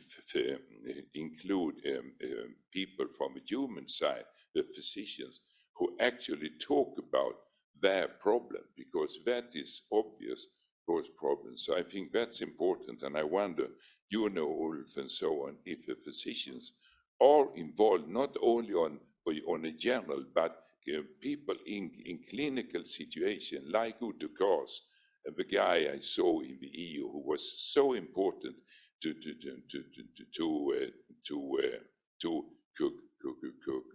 convince all the people that were expert in different fields. You could argue so and so, but when the physicians came in my hospital, I have patients, they are dying because we have nothing to treat.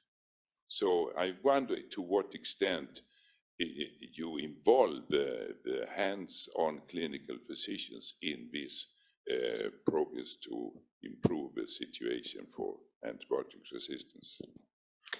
I don't know whether it's Andreas or me who should comment on this, but since the avian flu in some 20 years ago, it revitalized this One Health concept. And I think having this as a foundation for we heard the expression, the quadripartite here. So on the global negotiation policy discussion, both environment, public health, and animal health are strongly connected, and it tended a while ago to be a blame game from the public health sector on the livestock sector. I think at least in Europe that has stopped,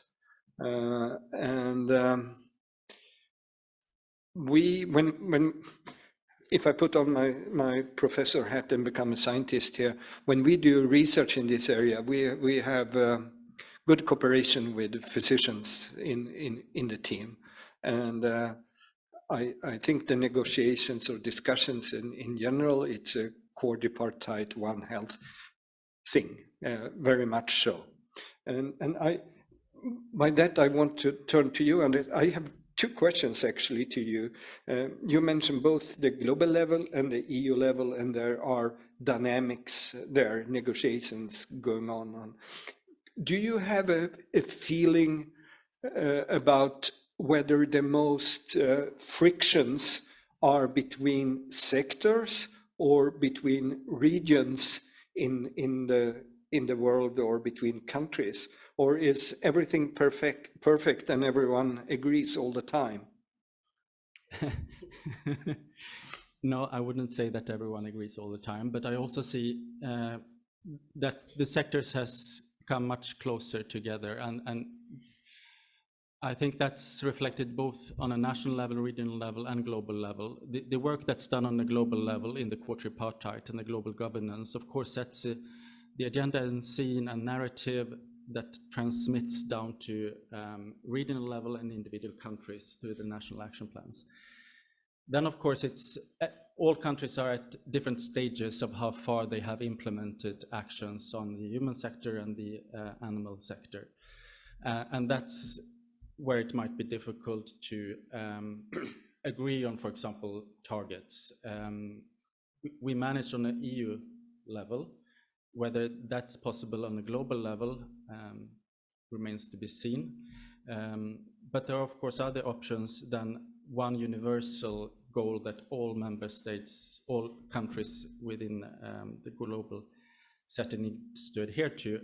You could also, of course, have tied targets that are depending on how far you are in the development curve of implementing different actions, so that it's more usable and feasible and realistic to implement in certain countries, in certain regions. But I would also like just to comment on that we now have a much stronger wealth of data on the severity of the problem of antibiotic resistant infections than we had just 5-10 years ago. And those are strong arguments why this matter is so important. It's important for the human lives. Latest data shows us that at least 1.3 million deaths are directly caused by resistant infections. 5 million deaths yearly are attributed to be associated with resistant infections. And we see the escalation of resistant infections getting more and more severe in the hospitals, with the clinicians trying to find the last resort antibiotics, and we are even losing that in many parts of the countries. And we see situations, testaments from individual countries, the enormous levels of resistance to certain last resort antibiotics, colistin, for example, that's increasing very rapidly. And of course, that's a scary situation. If we want to have antibiotics for our future generation, it needs to be actions taken now and rapidly, because it's not any longer just a silent, hidden pandemic. It's really upon us. Thank you. Yes, Martin, sorry. There are others that want to. Gunilla, a short one. Yes, thank you. I see we're running out of time. Gunilla Jacklund, Minister for Rural Affairs again. I just want to also thank all the speakers today, of course, for their presentations, and beautiful collaboration between public and private stakeholders are well noted.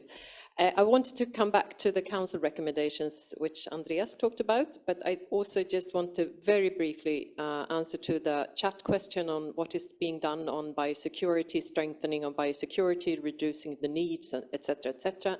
And a lot is done on an EU level in terms of legislation, and that is so important. We have the animal health law, we have the VMP regulation, and today actually the European Commission is launching a new proposal relating to animal welfare, very briefly. So that is a few things that is being done to address those issues.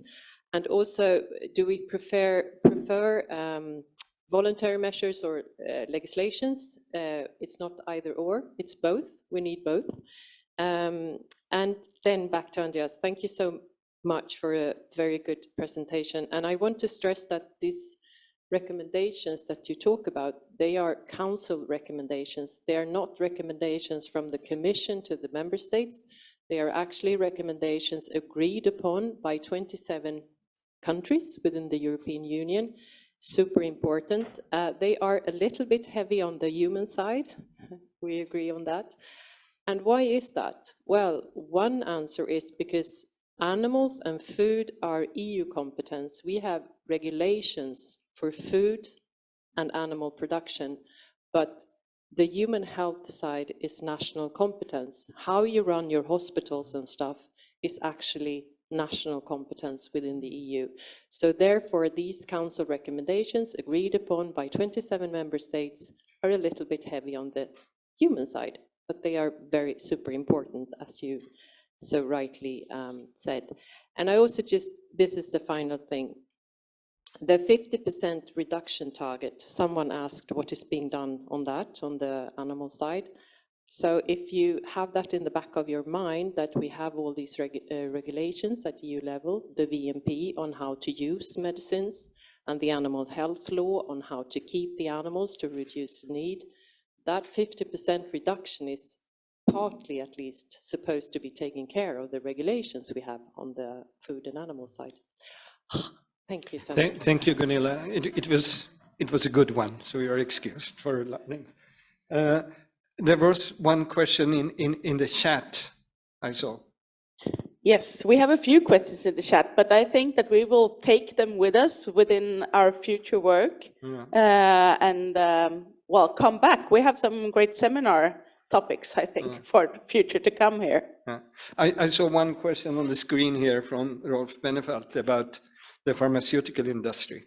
And my experience, maybe you, Andreas, when you were on REACT, but you have your official hat on today, so you cannot comment on this. So I do it instead. As a free university professor, you can say whatever you want to. That's a privilege, as long as you stick to the truth. But what one could say, I think, that the pharmaceutical industry do have, to put it nicely, a different business model in high-income countries and in low-income countries. It might not be the very industry, but the retailers, and so they behave a little bit different. And the challenge, the paradox is, of course, to invest in research on new antibiotics. It's developing a fund for that, but the business model there is to invent new antibiotics that is not supposed to be used, and that is a tricky one. Of course, it's better to invest in research for obesity or diabetes, or so that people in high-income countries could pay for. So with this anarchistic comment, we end today here, and thank you all for your contributions. And Dr. Vorapong, we will not keep you any longer you can go and celebrate your public holiday, and I think we give the panel a big applause.